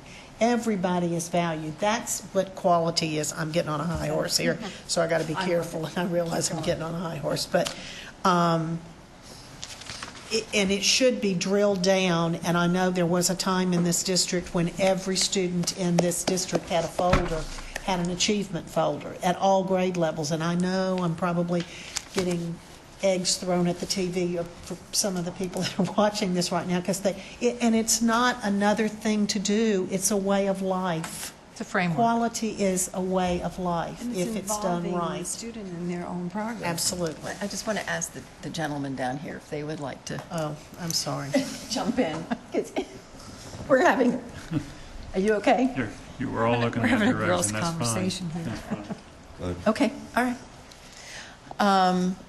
So we're agreed that we want to figure out a way to structure a goal that embeds quality in the organization, top down, bottom up.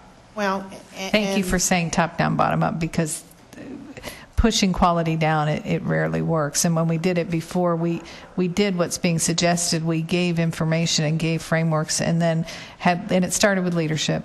But Ms. Dozier's right, the leadership has significantly changed.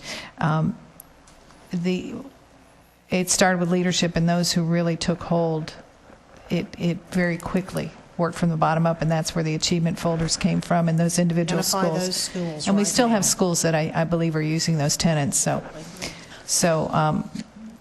I think we start with a targeted group, as you all were discussing, and then quality won't just happen, but it will evolve, I guess would be the best way to look at it. My concern would be that we do some sort of evaluation of the training as it goes, because there's one thing to say you're going to train people, and it's another thing for the training to be effective and to take hold, and the people who are in the best position to evaluate are the people who get the training, not the people who keep track of how many people were trained. Any training that is given in order for people to get the in-service points, they have to evaluate it. That's the law. So they do that with every training we give. They have to do an evaluation to get their points. So do It's an we- automated system. We don't, I mean, they get a survey and they fill it out. Mr. Martin, doesn't the contract read that by June is when these have to be attained? So we would put something together that by June of 2015, all administrative staff will be trained in quality, in Sterling quality? That would Did we be want the to way- add the word effective for that evaluation component? Yes. Yes. Yes. What does that mean? Say it again. So the goal would be that by the 1st of June 2015, all administrative staff, or do we want to say district leadership? District leadership. 'cause District that would leadership. mean- that would- All right, somebody better explain to me what's the difference between district leadership and administrative staff? Well- Because central office is key in terms of providing. District leadership, assistant principals and above, so that includes everybody in the Okay. central office. If you just said administrators, it would not. So district Okay. leadership is more consuming. Okay. That's what I want, yep. So by June 1, 2015, 100% of district leadership will receive effective quality training. Correct. Thank you. Okay, last one, governance. We have 6 items, and perhaps Mr. Scott's number 4 bullet.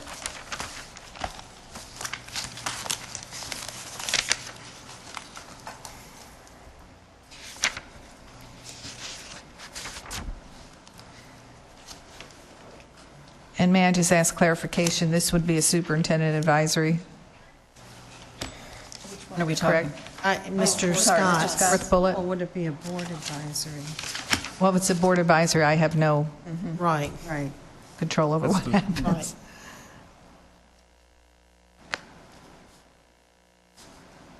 Because I'm thinking part of the goal would be that I actually get it established and get the right people on there. That was my intention. That it would be a district superintendent advisory board? Yes. Make that direct connection with local business leaders.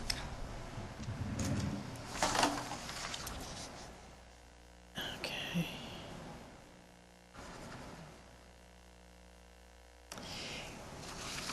Is that,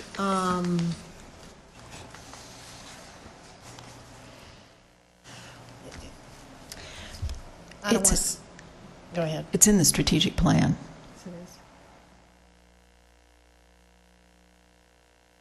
We haven't voted on the strategic plan yet. No, we haven't. But I'm just wondering if we want to set that as a goal when it's going to conceivably be a priority in the strategic plan. Mr. Scott? Well, from my point of view, I think it's very important that we tighten that connection, particularly with local business leaders, so we keep some of these people home and don't allow them to drift away. But it also would also involve our clearer understanding of business needs in this community, which may develop support for the district in ways that we don't even know could exist in the future. So that's what I had in mind by putting that down there. Okay. And I'm not looking at a repetition of the existing foundation board, but a different makeup. And that was the only thing that I was thinking, is that similar to the foundation board, in that I know many of them say that serve on the foundation say that, they look at our schools immediately to, I'm thinking of one particular person, every time he sees kids that are getting certificates over at Dunbar, he immediately starts hiring them. It's one of the local banks. So are we replicating something here that's already being done? Would it be more prudent to us to have a conversation with Mr. Bauer that we would like for them to take on that role as well? Could be done that way. That's Yes, just a question. could be done that way. But it's a different focus, is what I was looking for. Okay, that would be the only focus of that group. Yes. Mr. Armstrong. And I guess my question is, I do like the idea because, and this is just a small piece. I've gone out and talked to a bunch of different business owners lately, and one of their biggest complaints is they're worried 3, 4, 5 years down the road they might not have the workforce. Some of them are already saying, I'm struggling now, Don. What can you guys do to help? And I think, but I guess without getting off to another tangent, how do we measure that? Do we measure it if the board is filled, or the committee's filled every year with a variety of different people from different businesses? What's the component there to measure something like that? Well, I wrote down how many businesses would be included, who would be considered senior business leaders. Because I had a conversation just with someone the other day, and I know what his business is. I believe it's plumbing, and he's on the foundation board, and he was very interested in legislation about trade legislation, so that how can we work to get something to where more students are attractive to the trade industry, because it's becoming more, the jobs are more fluent than a lot of kids that get out of college are making less than these kids that are going to the trades job. How can we do that? So he and I had a conversation, and we've talked with Tom about Bob about changing some of the current legislation. But I think that the way this is written, we would definitely have to put some numbers in there. We'd have to define like what the makeup of that committee would be. I'm looking for primarily locally owned businesses where the boss was the owner, co-owner, probably not part of a large corporation that happened to have an office here. The guys you see driving down the road every day going to work, who have a local interest in a workforce ready to go to work for them when they get out of school. Now, that may feed back to us. These are things that we would appreciate you considering, programs that we think would benefit us. Could you consider putting them in place? I'm going to offer interject here and offer two comments. The first comment is that when I heard the Polk County presentation at FSBA, effectively what this was done through the Career and Tech Advisory Committee that they had. Now, I don't know how strong ours is or whatever, but that's where they basically had sort of a graduation to employment contract with local companies, and so that may be the place to look for that. I want to argue, if I may, for just a minute, for mine, which was monthly reports to the board documenting and analyzing student progress and program effectiveness, because I think one of the things this board needs, not only the board, but the governance team needs, is to start focusing on our job, which is to set goals for student achievement, direct the superintendent with respect to student achievement, understand how programs contribute to student achievement, what's effective, what's not, where are we making gains, what's blocking us when we're not making gains. And I think to do our job better, and to be on the same page. We need to be talking about this on a monthly basis, and so I want to argue for putting in a regimen of You want to advocate for it. advocate for. Well, and as I sat here and listened to you say that, the reason I didn't say that is because it is my understanding that we have already given the superintendent direction. Yes, And we ma'am. have given her direction that she is to document student progress, and she is also supposed to document program analysis, and she's supposed to give us a timeline of when she's going to do that with the board.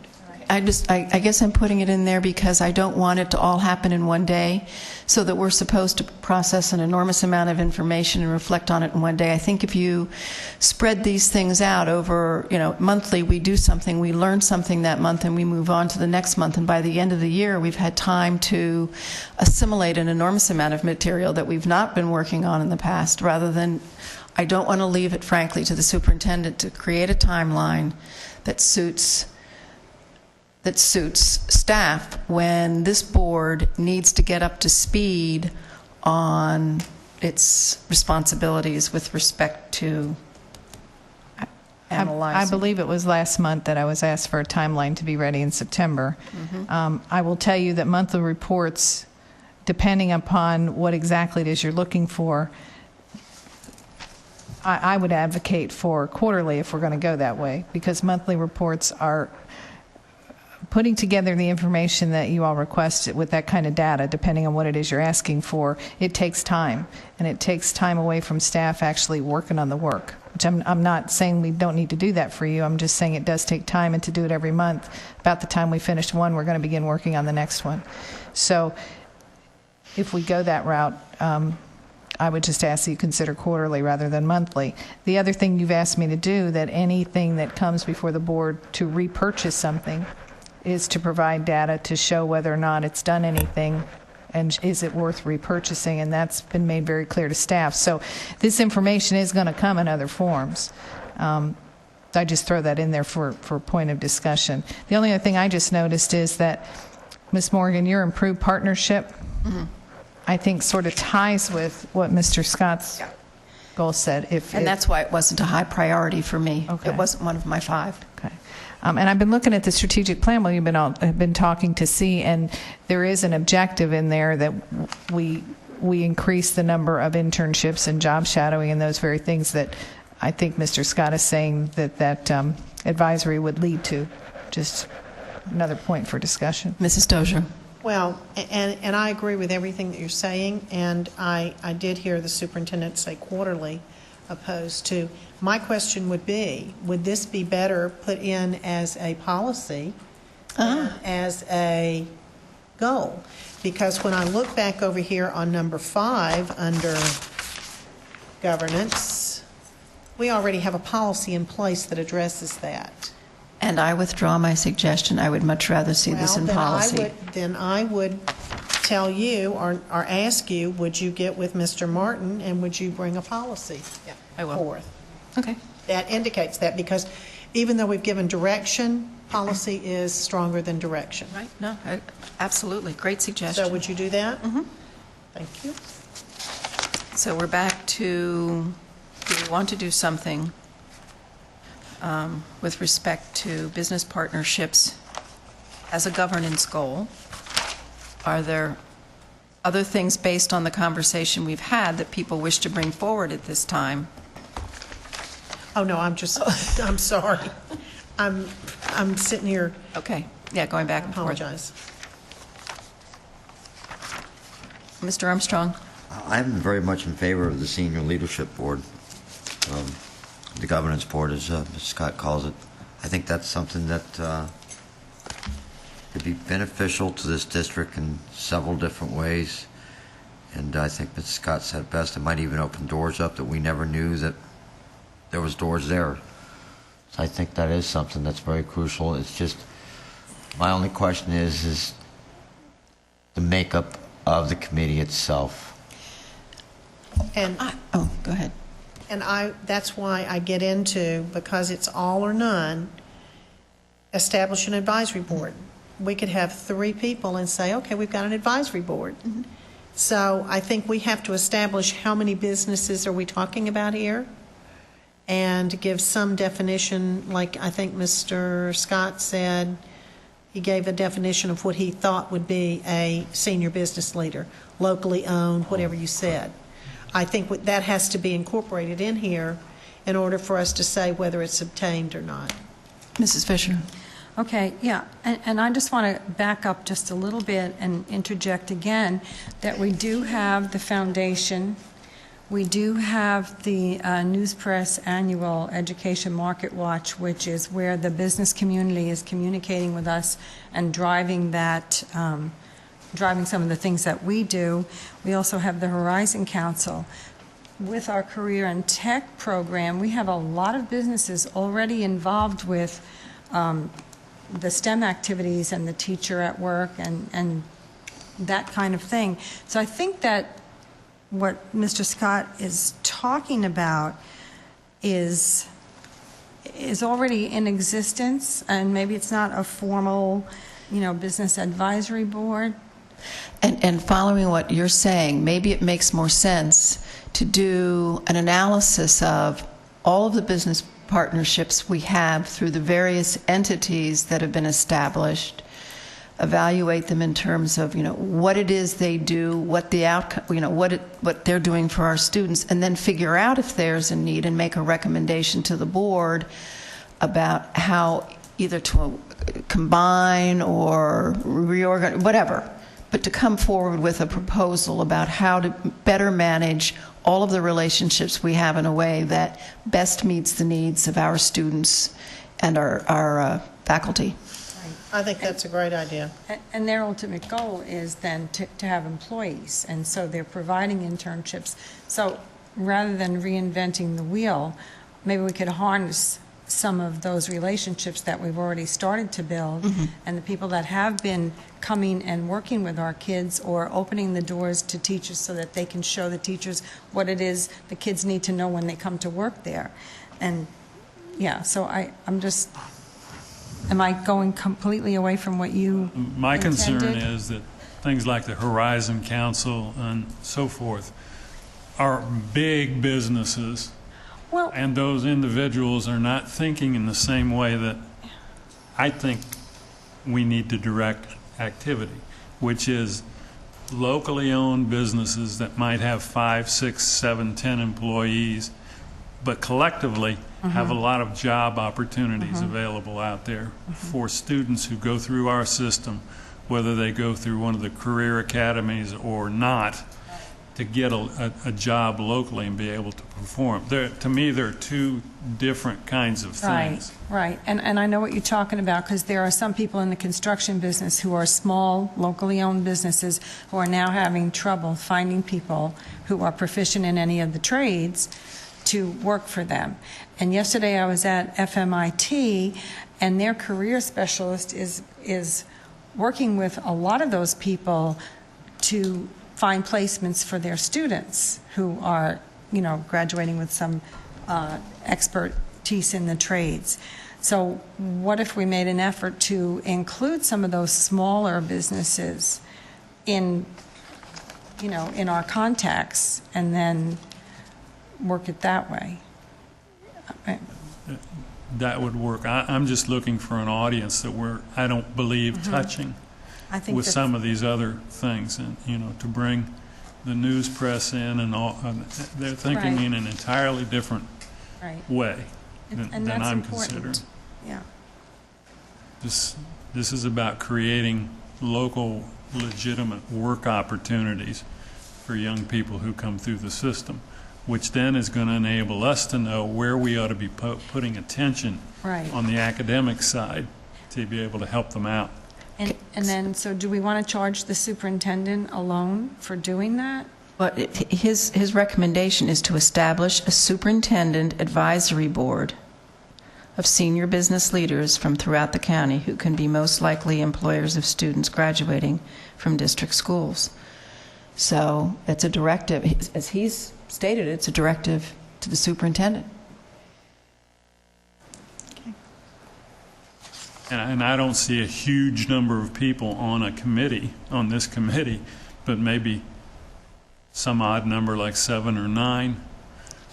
So you see 7 or 9 businesses represented?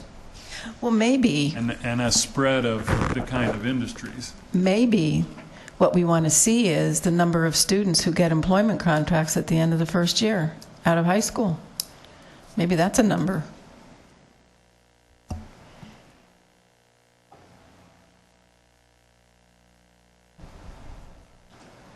As a baseline. As a to baseline, yeah. determine. Yeah, we're And kind of because- shooting in the dark on a Right. lot of this stuff. You establish a baseline, and then next year, the year after, then the goal becomes we keep increasing. It's only an effective organization if we can sustain that number or increase that number over time. I'm comfortable with that. But how would we write the goal for this year? I think the goal is what it is, but we would have to say establishing a baseline for Future consideration. of student to employment opportunities. And I think employment opportunities would have to be defined. What's going through my mind right now is we have a lot of students who work in local companies through the OJT program right now, the on-the-job training. So I think there'd need to be some, Well, I'm talking about permanent Yes. employment, not. a lot of those kids actually do end up, they start, a few hours a week for their grade to be able to get out of school, and then it turns That would into be full-time employment. Interesting to note, based on what Ms. Morgan said there a minute ago. Who's doing this? Right. What's happening? How do we cultivate that further? I just think there's a gap between Yep. wanting everybody to go to college, and wouldn't that be neat, and those who get left aside, or try the college experiment, and it doesn't work for them for whatever set of reasons. They're not going to be, God, I hope they're not standing in line for a check from somebody. They Okay. need to be contributing. Okay, what I've written is establish a superintendent advisory board of senior business leaders from throughout the county who can be most likely employers of students graduating from district schools, and establishing a baseline of student to employment opportunities created. All right, I changed it a little bit and put establish an advisory board of 7 to 9 members of senior business leaders from locally owned businesses from throughout the county. Okay. Just added a couple of things where yours, so if you will, behind advisory board, put 7 to 9 members, and then behind business leaders, senior business leaders from locally owned businesses. Have you got that? So that goal would have 2 components. Yes. Okay. Tell me again how it would be measured? Besides establishing it, I get that part. Well, it won't be there won't be a measurement the first year, but we'll establish a baseline for membership establish a baseline for subsequent years. So the only actual measure is It's for this year is forming that the it's a form the committee, and then we got to And then figure out a way to understand keep track of what who is gets hired. happening at this point in time. I'd like to volunteer for that committee. I have a little bit of time available. So now I'm down to 8. So is Ms. the Fisher? Excuse me. What's a senior business leader? Because I know of a few locally owned small businesses that are employing people, but, Person in charge who's oh, the making the person, decision. okay, the person in charge, okay. Okay. Keith has a question. Thank you. So the second part, the second component of that goal, then, would that be the superintendent's responsibility to establish that baseline and present that to the school board? Yes, using the data that she has collected about what, Establish a measure for this baseline that will be used for future measurement of what increases accomplished. I think that's, okay, And that's correct. the committee, is the desire just for it to be established or to actually have meetings? And you can establish it just by, here's the committee. Oh, I assume that the accomplishment date is 1 June which also will for meet that. monthly? Yeah, monthly reports to the board or to the superintendent. The superintendent reports to the board monthly on the work of the committee, since it's her committee. Or quarterly, meet Or monthly, quarterly. but report quarterly. Trust me to meet regularly, and I'll give you quarterly reports. Can we do it that way? Yep. Okay. That's it. All right, we're done with that. I think, Mr. Martin, are you? I'll work with you on the language of the last one, please. Okay. All right, moving on, let's see. Dr. Atkins, excuse me, you were just going to offer a brief comment about the question I raised, please? Thank you. I asked a question about the over $700,000 change order memo for Dunbar. Dunbar High. Sorry, Dunbar High. Good afternoon, board members. Just to go over the $700,000 change order at Dunbar High School. It has to do with Building 14. That was used to be, when actually I was in the building, it was a gymnasium. And then when Dunbar High School took over, it became the cafeteria. And then it was actually slotted for demolition. And the school staff actually requested we go over and take a look at that building. They wanted us to consider repurposing it. So we did go over and take a look, myself, Reggie, and also the construction manager. And the purpose, what they wanted to do is actually to take that facility and repurpose it into a multi-purpose building that would actually expand the capacity of that particular building. That particular school. You could include dance classes, PE classes, athletics, so the boys and girls could practice at the same time so they wouldn't have to share facilities. It'd also be used for community meetings and to expand their opportunities in dance, the arts, music, engineering, etc. So we went over there and toured the facility and felt that we could do it within the existing budget. So this is, again, using funding that came, board-approved funding, from within the actual total project cost. The original estimate was that this would cost about $831,000. Some of that would come from demo credit, sales tax savings, which is about $352,000, and then site development savings, about $400,000. And just to give you an example, the sales tax savings comes from when we make direct materials purchase.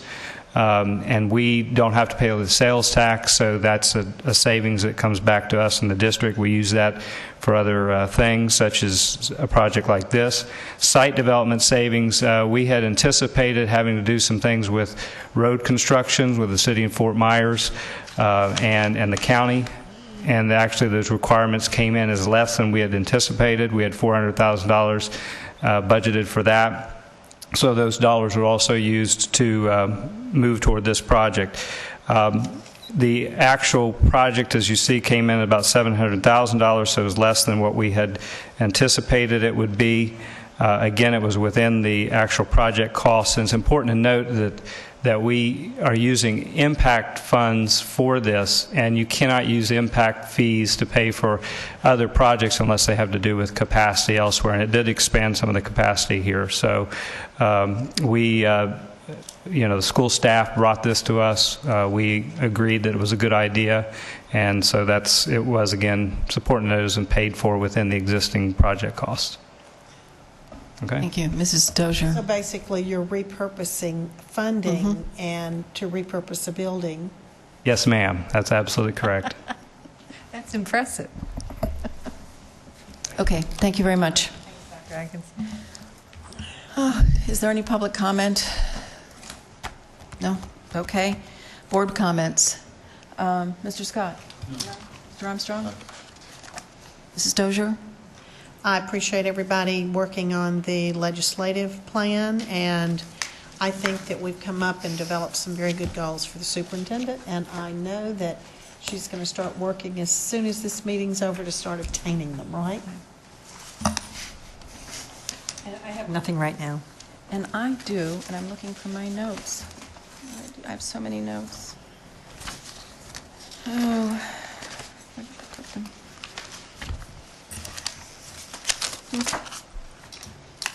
All right, well, I'm going to, here they are. Okay. I want to make a public apology to Jean Ann Faleras, Martha Hayes, and Ashley Lamar, because at the last board meeting, I expressed disappointment and frustration with the presentation that was being made. And I conveyed the impression that was directed at the people making the presentation, which was not the case. My frustration was with the leadership who interpreted the questions that I raised in such a way that I felt that staff was not in a position to answer the questions that I felt were important for the board. So I just want to say, I see Jean Ann out there, but I just want to say I am very sorry that I embarrassed you in front of your peers. That was not called for, and I regret it. The other thing I wanted to do was talk to you about what I read on my little monthly vacation. And I'm going to give you a book, one of the books that I read. I read Disrupting Class by Christensen, which is about changing education systems to better engage students, a book I would highly recommend. The Smartest Kids in the World, Ripley. And she makes the point, Mrs. Fisher, I think, said something earlier. She makes the point that it's not just that the U.S. is average in the world because we have a different population of kids. The fact of the matter is, kids who come from white, middle-class, well-educated homes in the U.S. do not perform as well as kids who come from middle-class, well-educated professional families anywhere else in the world. So it's not just an issue of diversity that we face. It's a real problem of education generally. I read The Urban School System of the Future by Smerek, and it is about charter schools being the future of education. But that aside, it illustrates management strategies for evaluating educational programs for different kinds of cultures. I read Endangering Prosperity by Hanusek and Peterson. And they talk about developing the human capital essential to economic prosperity, which is what we are all about. They also talk about U.S. student proficiency versus the world, eliminating variables such as parent ed, income, race, etc., and How Children Succeed by Paul Tough, which I imagine a lot of the staff has already read, which talks about grit, curiosity, and the hidden power of character and empowering students. And the superintendent and I had a conversation about one of the things that concerns me is that we talk a lot about investing, developing capacity for our teachers and developing capacity of our leadership, but we don't talk at all about developing capacity of the learner. And I think that's one of the things that we really have to start paying attention to. How do we develop the capacity of the learner? We identify where the deficiencies are. How do we develop the capacity of the learner? And finally, I read What School Boards Can Do to Reform Governance for Urban Schools. And this is Donald McAdams, forward by Rod Page. And I got this recommendation from Florida School Boards Association, the trainer.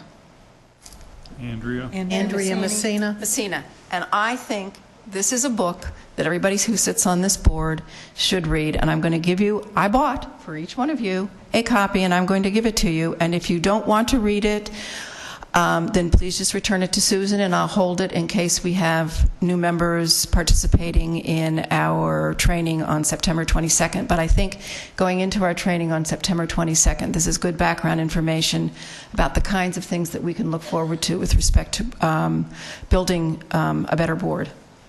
So, Thank you. I have one. Yeah, I have one for you. And those are my comments. And let's see, where are we on the agenda? I believe it's Mr. Martin. I have nothing, thank you. Dr. Graham? Thank you for your work on the goals, and I do take them seriously. I will take them seriously, and I'm confident that we will move forward with that as our focus. And I have all the goals electronically, so I will keep them in my head. I know there was talk about having focus on the other things that are important to you, so I have them, and they'll remain somewhere in the muddle of it all. Okay, and you go to the order? Okay, seeing none, this meeting is adjourned. It's 4:28 p.m. Thank you.